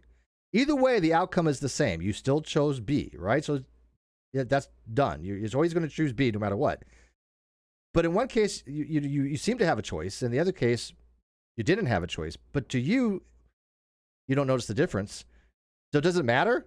Either way, it came out the same result, right? So what does it mean? What does it mean to have a choice? There's an illusion there of choice, right? We have an illusion of choice. Yeah, that's why I always come to that answer as well. The illusion of choice. Yeah. You know, the free will is something that isn't really expressed as what we believe it to be, what people want it to be. It kind of has a predetermined but does that mean that we should not be held? This was a big issue for the judicial system. It's like, wait a minute, if everything's kind of predetermined in some ways, should somebody be accountable for it? It's like, well, yeah. If they should be. If you go out and you murder somebody, or if you go and slap someone because they brought the soup out cold, those type of pattern behaviors can be deterred. Whether that is predetermined or not. Yeah, because it's still well, I don't think any of these predetermined, but because I think here's the thing. I think if there's no humans in the universe, no conscious beings, let's put it that way, the universe is going to be the way it is. However, we realize there's a lot of quantum things. At the quantum level, things happen, so there's no predictability. Now, in fact, the further you go in time, the less predictability there is, right? So we can predict something on a very small level with almost near certainty. But as time progresses, we lose more and more of that certainty, right? Because the further you go out, ever heard of something called chaos theory? Yeah, of course. Okay, so in chaos theory, you have these diagrams, right? It's called like the butterfly reflective, or these called strange attractors, and they basically, as you do more integrations, as you do more iterations, they get more chaotic in the system, right? So as time progresses, a chaotic system becomes more and more unstable, more and more chaotic. This happens a lot in the the Stokes equations, right? when you're dealing with laminar and turbulent flow, as you leave the laminar flow from the boundary conditions, there's a Reynolds number, and that Reynolds number is based upon when you lose the laminar and it goes to turbulence. And it's that mathematics is one of the most complicated mathematics in the freaking world. I don't understand that math by any means. God's auditor might, and he's taken Calc 3, and even he would probably have a hard time with those types of equations. They're really rough. But the theory is really easy, though. The theory is, when does the system break down? And it's a gradient. It literally is a gradient as you progress on the laminar layers, you get more and more chaotic. The same thing happens with time. You lose the ability to predict things over time. And so I think that because even though we have a deterministic universe, we have no ability to determine where the universe is going to end up. Does that make sense? Perfect sense. All right. Repeat it back to me because I don't know what the hell I just said. No, I understood what you're saying, that everything's fucking chaotic. Yeah. And the further we go on in the future, the harder it is to do predictability on a macro level and micro level, blah, blah, blah. God Auditor, does that make sense to you? Because you're a math guy. Let me ask God Auditor because he's actually a math dude. Oh, don't call me a math dude. The only reason that I'm majoring in math is because electrical engineering is so math heavy that I gotta fucking. I actually was gone for the last couple of seconds. What did I miss? Oh, I was trying to explain chaotic systems, that the more iterations you have, the more chaotic it gets in it, like a strange attractor. And I was trying to explain like Reynolds number and laminar flow, determinate flow, and where you start getting chaos in the system for the Stokes equations. Using partial derivatives get very, very, very, very, very, very, very, very complicated. This is why a three-body diagram doesn't even have a general solution, because it's so much chaos in the system. You cannot accurately predict, what the system's going to do in a three-body system. It's just not possible. There's too many chaotic variables. Well, yeah, because the further you progress, the more iterations you're going to have of any given possibility, and so naturally, further along down the line, it's going to be unrecognizable. It's going to be infinite number of different permutations. Yeah. And if you're putting it at like on a universal scale, starting at the Big Bang with every different oscillation of every different atom as it starts at the beginning, and in each case, say all the atoms are the same except one in any possible universes, as you progress down the line, your numbers get literally unimaginably huge. Well, that's why I believe they exponentially grow. I accept beyond exponentially. I mean, if you can consider it. I accept determinism. I don't accept fatalism. So the way that I like to look at it, I mean, I don't have any particular reason, but at this point, it's just, I like to look at it this way. Is I prefer to look at it from like a quantum immortality point of view, to where do you accept quantum immortality? So far, really. Interesting. Well, think about it. We're alive. I mean, well, but if that experiment with quantum immortality, if by the way, if you're wrong, you're screwed. Well, if you're wrong, or you're just in the one that died. Yeah. Well, either way. But either way, like for people who don't know, so the quantum immortality is the idea that if there's an infinite number of universes, I'm going to represent this terribly because I'm about like 6 scotches deep right now. But so in any number of choices that you make, in one of them, you're going to die. In more than one of them, you're going to die. And so theoretically, there's a line of choices that you can make where you will never die. Yeah. What does that mean? What does that mean? What does that mean though? When you never, if you never die, what do you exist as? Awesome. Energy? I don't know. Energy, maybe? Energy pure is something. unadulterated kick-ass. The universe is going to die one of these days. It's going to have a heat death. They're going to have massive black holes. There's going to be no. I'm getting cancer before I'm 60. I know that. But regardless, I don't accept the quantum. But going back to determinism, the way that I like to look at it is that so you have all these infinite number of possibilities, in which case, most of them you die. Well, equally infinite number you live, equally infinite number you die. The way that I look at it is in each number of those universes, your choices are fixed. So there is a hard determinant that you are, everything started at the Big Bang, got to you, you made your choice, it continues after that. But then in each number of universes next to that, you made a slightly different choice or a slightly different choice or a slightly different choice. And so the way that because I'm not an atheist, so I have my own weird little fucking spiritual bullshit, but I like to look at it as you are going in between each one of those. And so you make your choices, and whichever one you end up in, it kind of blends hard determinism and libertarian free will. It sounds more like compatibilism, but yeah, but even that has issues too. I mean, I wouldn't know. I'm not big on philosophy. Well, compatibilism says that the universe is deterministic, but we still have the ability to influence it by choice. Because I look at it as each choice, like there's a universe based on each individual choice, but each universe that you have in that based on that choice is deterministic in the way that it got there and the way that it'll continue afterwards. Yeah, I'm not big on any kind of multiple things like that, only because it bloats my ontology, right? I mean, I like to believe it. I don't necessarily believe it, if that makes any sense. Yeah, no, I don't really care about it, to be honest. Yeah, no, I get it. All right, so anyways, we are coming up almost to 2 hours here, so we're going to wrap it up here soon. But I mean, what do you guys? What else would you like to talk about the Karens? Because I wanted to talk about the whole. We got into exactly what I want to talk about. If it's deterministic, are anybody morally culpable? Yes, I think that absolutely. Yeah, they are. I agree that they are. Yeah. Well, yeah, of course. But a lot of people would argue otherwise. It's like they would say, hey, well, if they're deterministic and all you are just, theists do this a lot because theists butcher these arguments on purpose. But they'll be like, well, if you're just this, some thing of chemicals and processes, then, you're just the result of these random type things. And so you don't really have control over what you think. And you're just almost like an automaton and you don't have any moral culpability and blah, blah. It's like, no, none of this works this way. Okay. Try it in court. See what happens. Yeah, I mean, we've established as a society it doesn't work this way, and so I don't know why theists try to make that kind of a weird argument when nobody that I know accepts something like that. Well, it's an appeal to consequences. It's appeal to absolutely. Well, it's a bad appeal to consequences because these are not. Even if that was the case, even if we just had a physical thing, that was it. There's no dualism. No, the mind-body problem is complicated, extremely complicated. But let's just say that there is just the physical states, right? Just that exists as matter and energy. There's nothing else. There's no whatever you would call, I hate to use the word spirit, but let's say consciousness, right? Let's say consciousness doesn't exist as something that is a separate substance of some kind, or it exists in any kind of real conceptual, other than conceptual kind of way.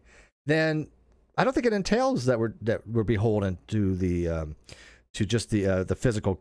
Or the physicochemical reactions, right? I think that because the way our minds work, we have the ability to have actual will and have actual decisions that we can make. And that's because we have a physical substrate, right? But the physical substrate, the way it's like on a computer, you put, a computer is it can do more than just this physical stuff, right? Right? It can do a lot more than just, the software, right? The software controls the hardware. So, I mean, but the software is, if you think about it, doesn't have existence, right? The software is conceptual, right? Yeah, I'm in the middle of fucking Java class right now. I really don't want to talk about software. I fucking hate it.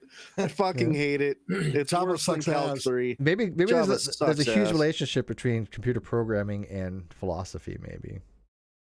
That would be a really good thing to talk about. So like the most recent homework that I had to do, I had to write a program where you input numbers for like a skydiver. You put in how much he weighs, drag coefficient, and like 4 or 5 other different things, and it all synced up to physics equations. And so it's interesting in that respect because it's like it was actually really fucking unfair because this is like a physics 3 equation that they're throwing at people who might not necessarily have had physics 3. And so if you don't fully understand every aspect of that equation, you're not going to know how to write the program because you have to understand each individual component of everything that's going into that program. Are you doing partial derivatives? You can write into it. Are you using partial derivatives like Del? No. You're not using partials?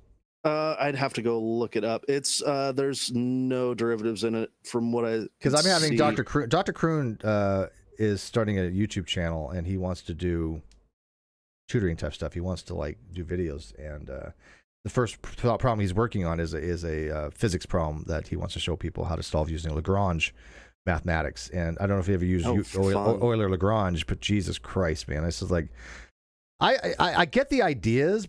but it's just simply beyond me because I never took those kind of maths. Although I get the principle. I mean, Lagrange is basically your kinetic energy minus your potential, but then you get your Hamiltonian, then you get your del. Or is it like on the same parallel line as Hooke's laws? Well, Hooke's law is basically just a constant. I mean, Yeah, that's a constant with your kinetic energy, right, for linear motion. So that's actually pretty easy. But we're talking about it's just how a spring works. Yes, an oscillator for any kind stored energy, blah blah blah. Yeah, right. Because you just oscillate between potential energy and kinetic energy. Okay. But Lagrange, I vaguely remember a little bit of Lagrange, but that was from fucking working at Space Command, and they didn't teach you shit for the fundamentals of it. So now I'm actually going back and learning all the fucking math that led up to it. You use them in just tensor finally maths. in Calc 3 got around to where we were. Yeah, you would use them in tensors, and you would use them in transformations, especially if you're working with Maxwell's equations. Like Maxwell has like 4 equations, and the first one's like pretty simple. It's just basically del times A or del times whatever. The letter I've seen differently. Usually, I think it's del times A is the most common, but that basically is your divergence, and basically multiplied by your field as for a vector field, right, instead of a scalar field. And so all it does is tells you how much divergence you actually have. Like let me see if I can probably explain this.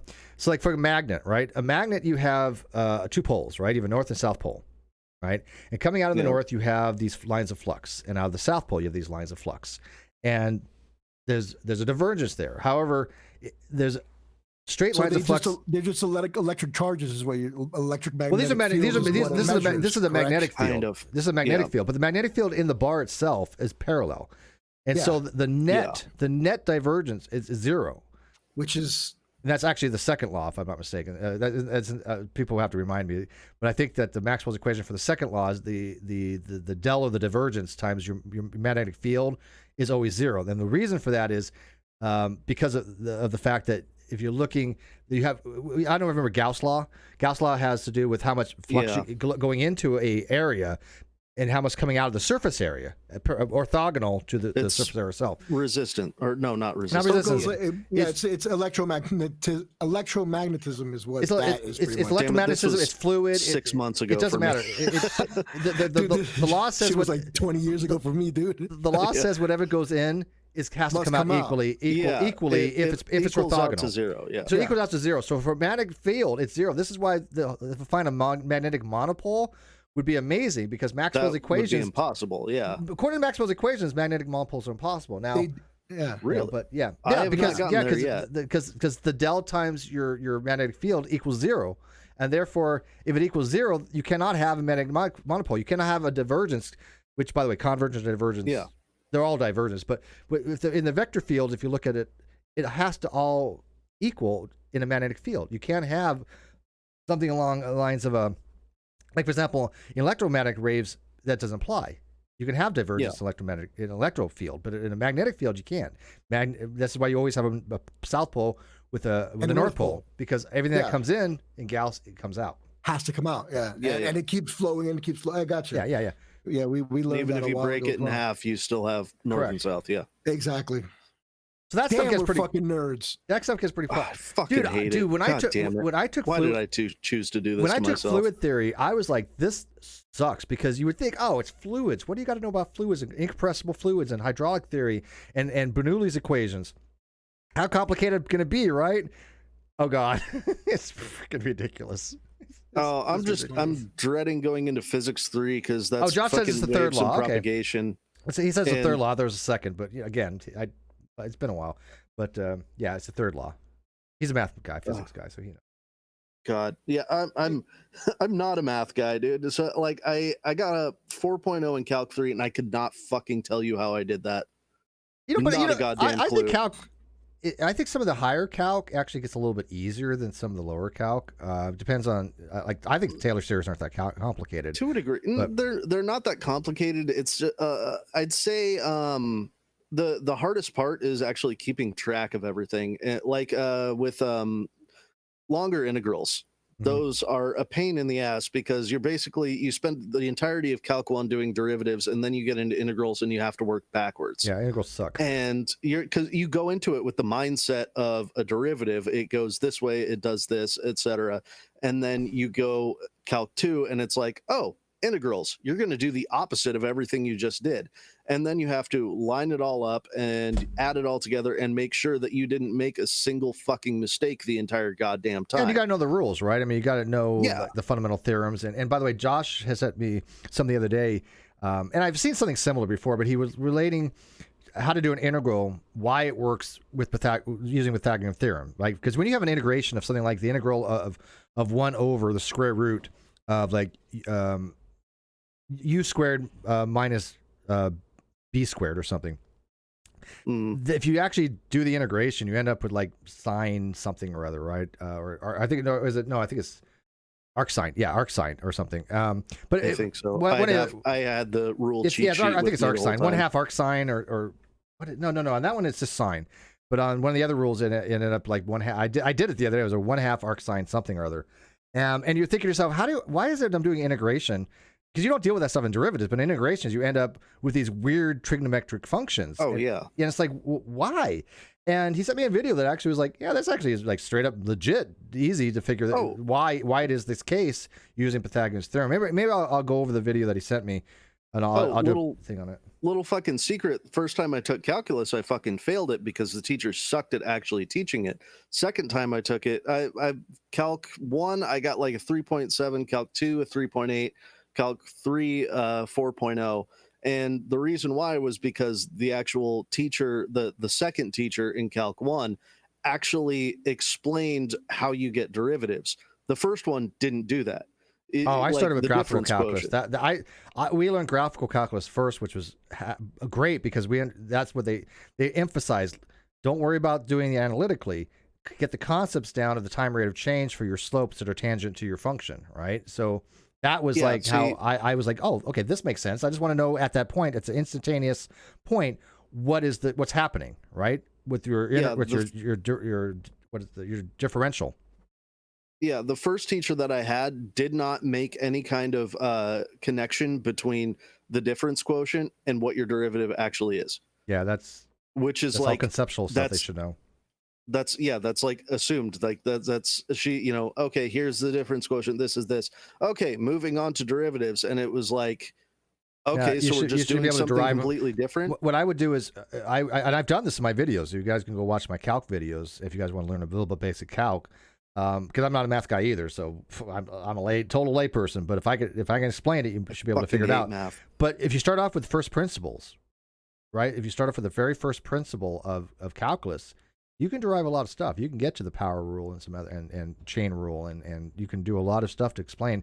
This is why the power rule works, right? Because I mean, in a lot of cases, they're like, okay, here's the power rule, use it. But you don't learn why the power rule works until later on, most of the time, right? Maybe it was like too. They're like, okay, we're going to teach you this now. You're not going to understand it until later on. Just go with it and accept it as God's, truth. So, because you have to learn certain things first, but sometimes that's not always possible. They're like, okay, you just have to accept this, like this to be the case. Why it's this way is a lot more complicated, and you'll learn about that later, right? And then it'll all come together and click. Yeah, it does at a certain point. And honestly, I got to say, Calc 3 had a lot less to do with Calc 1 and 2 than anything else. It was fucking weird the whole goddamn time. If you had to compare it to something, what would you compare it to? Besides hell?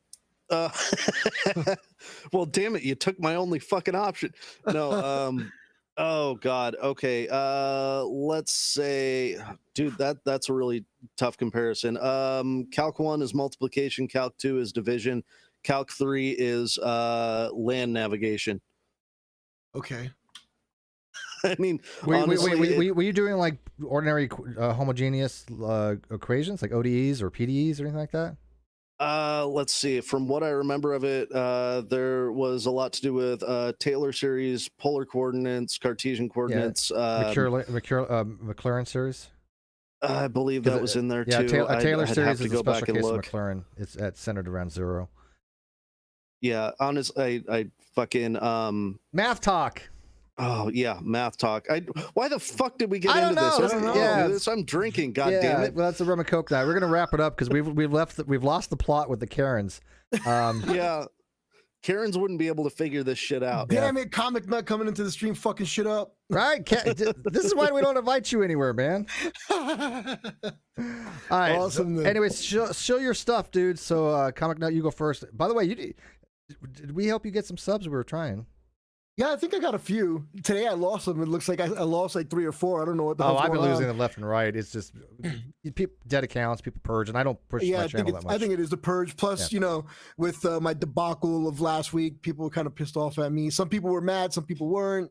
It is whatever. You know what I'm talking about. Whatever. Anyway, so I am, just in case you don't know who the fuck I am and you haven't seen my name on the screen, I am EBJJ Comic Nut.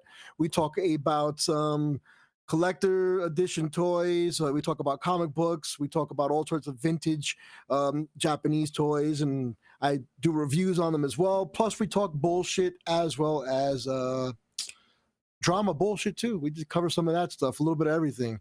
And I'm opening up a second page where we're actually going to be moving all of my drama shit over to that page. So it's going to be called Drama for Your Mama. So it's drama, the number 4, you are mama. So if you want to start seeing any drama bullshit and me getting into trouble with people, that's the site you want to go to. You can find me on Twitter. You can find me on the Insta with EBJJ Comic Nut. And that's it, man. I put the link in the video description or live chat there, and so people can go find you that way too. I will do it right now. No, I already did it. I'm gonna have to take a look at it. I take care of people, man. So go subscribe to him, man. Again, I like helping other channels up. I wish people would start helping me. I'm telling you, I don't push my own channel. Nobody has helped me lately. I don't know what it is. It's like the last 6 months, not even a shout out. I don't think it's been quiet. It's like whatever. I mean, it is what it is. But anyways, the people, the people that usually come to my channel, they like that type of just sip some coffee, watch some bullshit. Dude, half people watching your shit are from my channel now. It seems like I'm like, I know them. It's like I'm traders. I've had people hit me up on Instagram over the stuff in the back over here. They're like, "What's in the case? I see Voltron. I see that." I'm like, "Yeah, I've got all vintage." You got a Voltron back here. Wait, you got a Voltron with the thing that comes out of his head and the rocket. The dragon, yeah, I've got every single Voltron ever made. Wow, that was one of my favorite toys. On that shit. God damn it! I have the original Bandai Voltron, which when I purchased it was like $4,000 in the box. They're so hard to find, especially Virgin. That's when I found it, had it shipped from Japan. I loved Voltron. And by the way, it was the Lions, not the cars. The Lions. There's 3 different Voltrons. What was the third? Because I don't remember the third. So one of them is like radios, and they stack one on top of each other. They're 3 robots. No, they're stupid. And then you have the car ones, which I have the car ones too on the bottom. It was Lions were Voltron. And then I have the bitch. The American Voltron is the Lion one, which is the ones on the top, because those are the best ones. They made the biggest. Oh yeah, those are great, man. I used to watch that. I'm gonna have to look at these. I used to watch that, and I used to watch Space Ghost, Coast to Coast. Oh hell yeah! Auditor, you don't see? Can you see the screen? If you see the screen, you can a little see bit. Some right there. Let me try and then zoom in a little some bit. Up over here. Those are all right there. Oh, when I was a kid, man, I would get home from school and Voltron was my jam. I was like that. I don't know what it was, but I liked Voltron. And like I said, I remember they had like it was a full whatever they call it. What do they call those things? They're not dolls. The what? Like that, they had a Voltron thing with, like he had a little thing that came out of his head you can take out, and then his hand had these rockets. You push the buttons, and the rockets came out. Yeah, the lions' heads would shoot out. Yeah, and lions' stuff, heads and stuff like that. Yeah, so no, they're just called robots. That's pretty much what they are. Okay. And then on this far wall, I have nothing but Star Wars stuff. I have one wall of it's just tributed to all Sith, just bad guys. Nice. Yeah, I mean, were the Sith really the bad guys? I don't know. Yeah, right. EBJJ Comic Nut, the bad guy? Nah, never that. There's Jedi all the way. There's a story to be had about, you know what, when it came to the Jedis and the Sith, they were both messed up. There was no good or evil. No. I like the Sith story just a little bit more because it goes into depth with just, I don't know, it just delves with more history, and it seems like the writers in the books that they actually touch up more on that as well. With the Sith Lords, and it's just, I don't know, I just like the concept of fucking lightning coming out of my fingers and shit. So I'm all about that's the Emperor. Star Killer. Yeah, Force yeah. Unleashed. That's Yeah. my favorite All right, Star Wars character guys, ever. That's the guy. I am going to wrap this up. It's very hot. Okay. So, all right. So probably won't stream tomorrow. I don't know unless there's something fun for Steve Sunday School. But definitely join us for Caffeine Corner on Monday, 11 o'clock Pacific time. Chester and I are going to be going over some really cool stuff about drama, victimization, persecution, porn, something called the Cartman drama theory. We're going to be South Park? No, it's called the Carp Man. Oh, okay. But anyways, it's there's a lot of stuff that goes into people's persecution, their victimization, their need to have negative attention, their need to start controversy, their need to be to have what's called a rescuer and a villain, right? Somebody to have animosity toward, and then a rescuer to come in and try to save the day, right? So there's a whole pattern of these types of dramas that are out there, and so it's a drama model, and they call it drama for a reason. It's a very specific reason they call it drama, and not just a psychological model. I at least the way I'm interpreting it, they call it the drama thing, and they don't specifically say this I can find yet, but I'm still researching it this weekend because I like to know what I'm doing before I go into a caffeine corner. But it's because there's bad actors, right? That makes sense. Bad actors, drama model.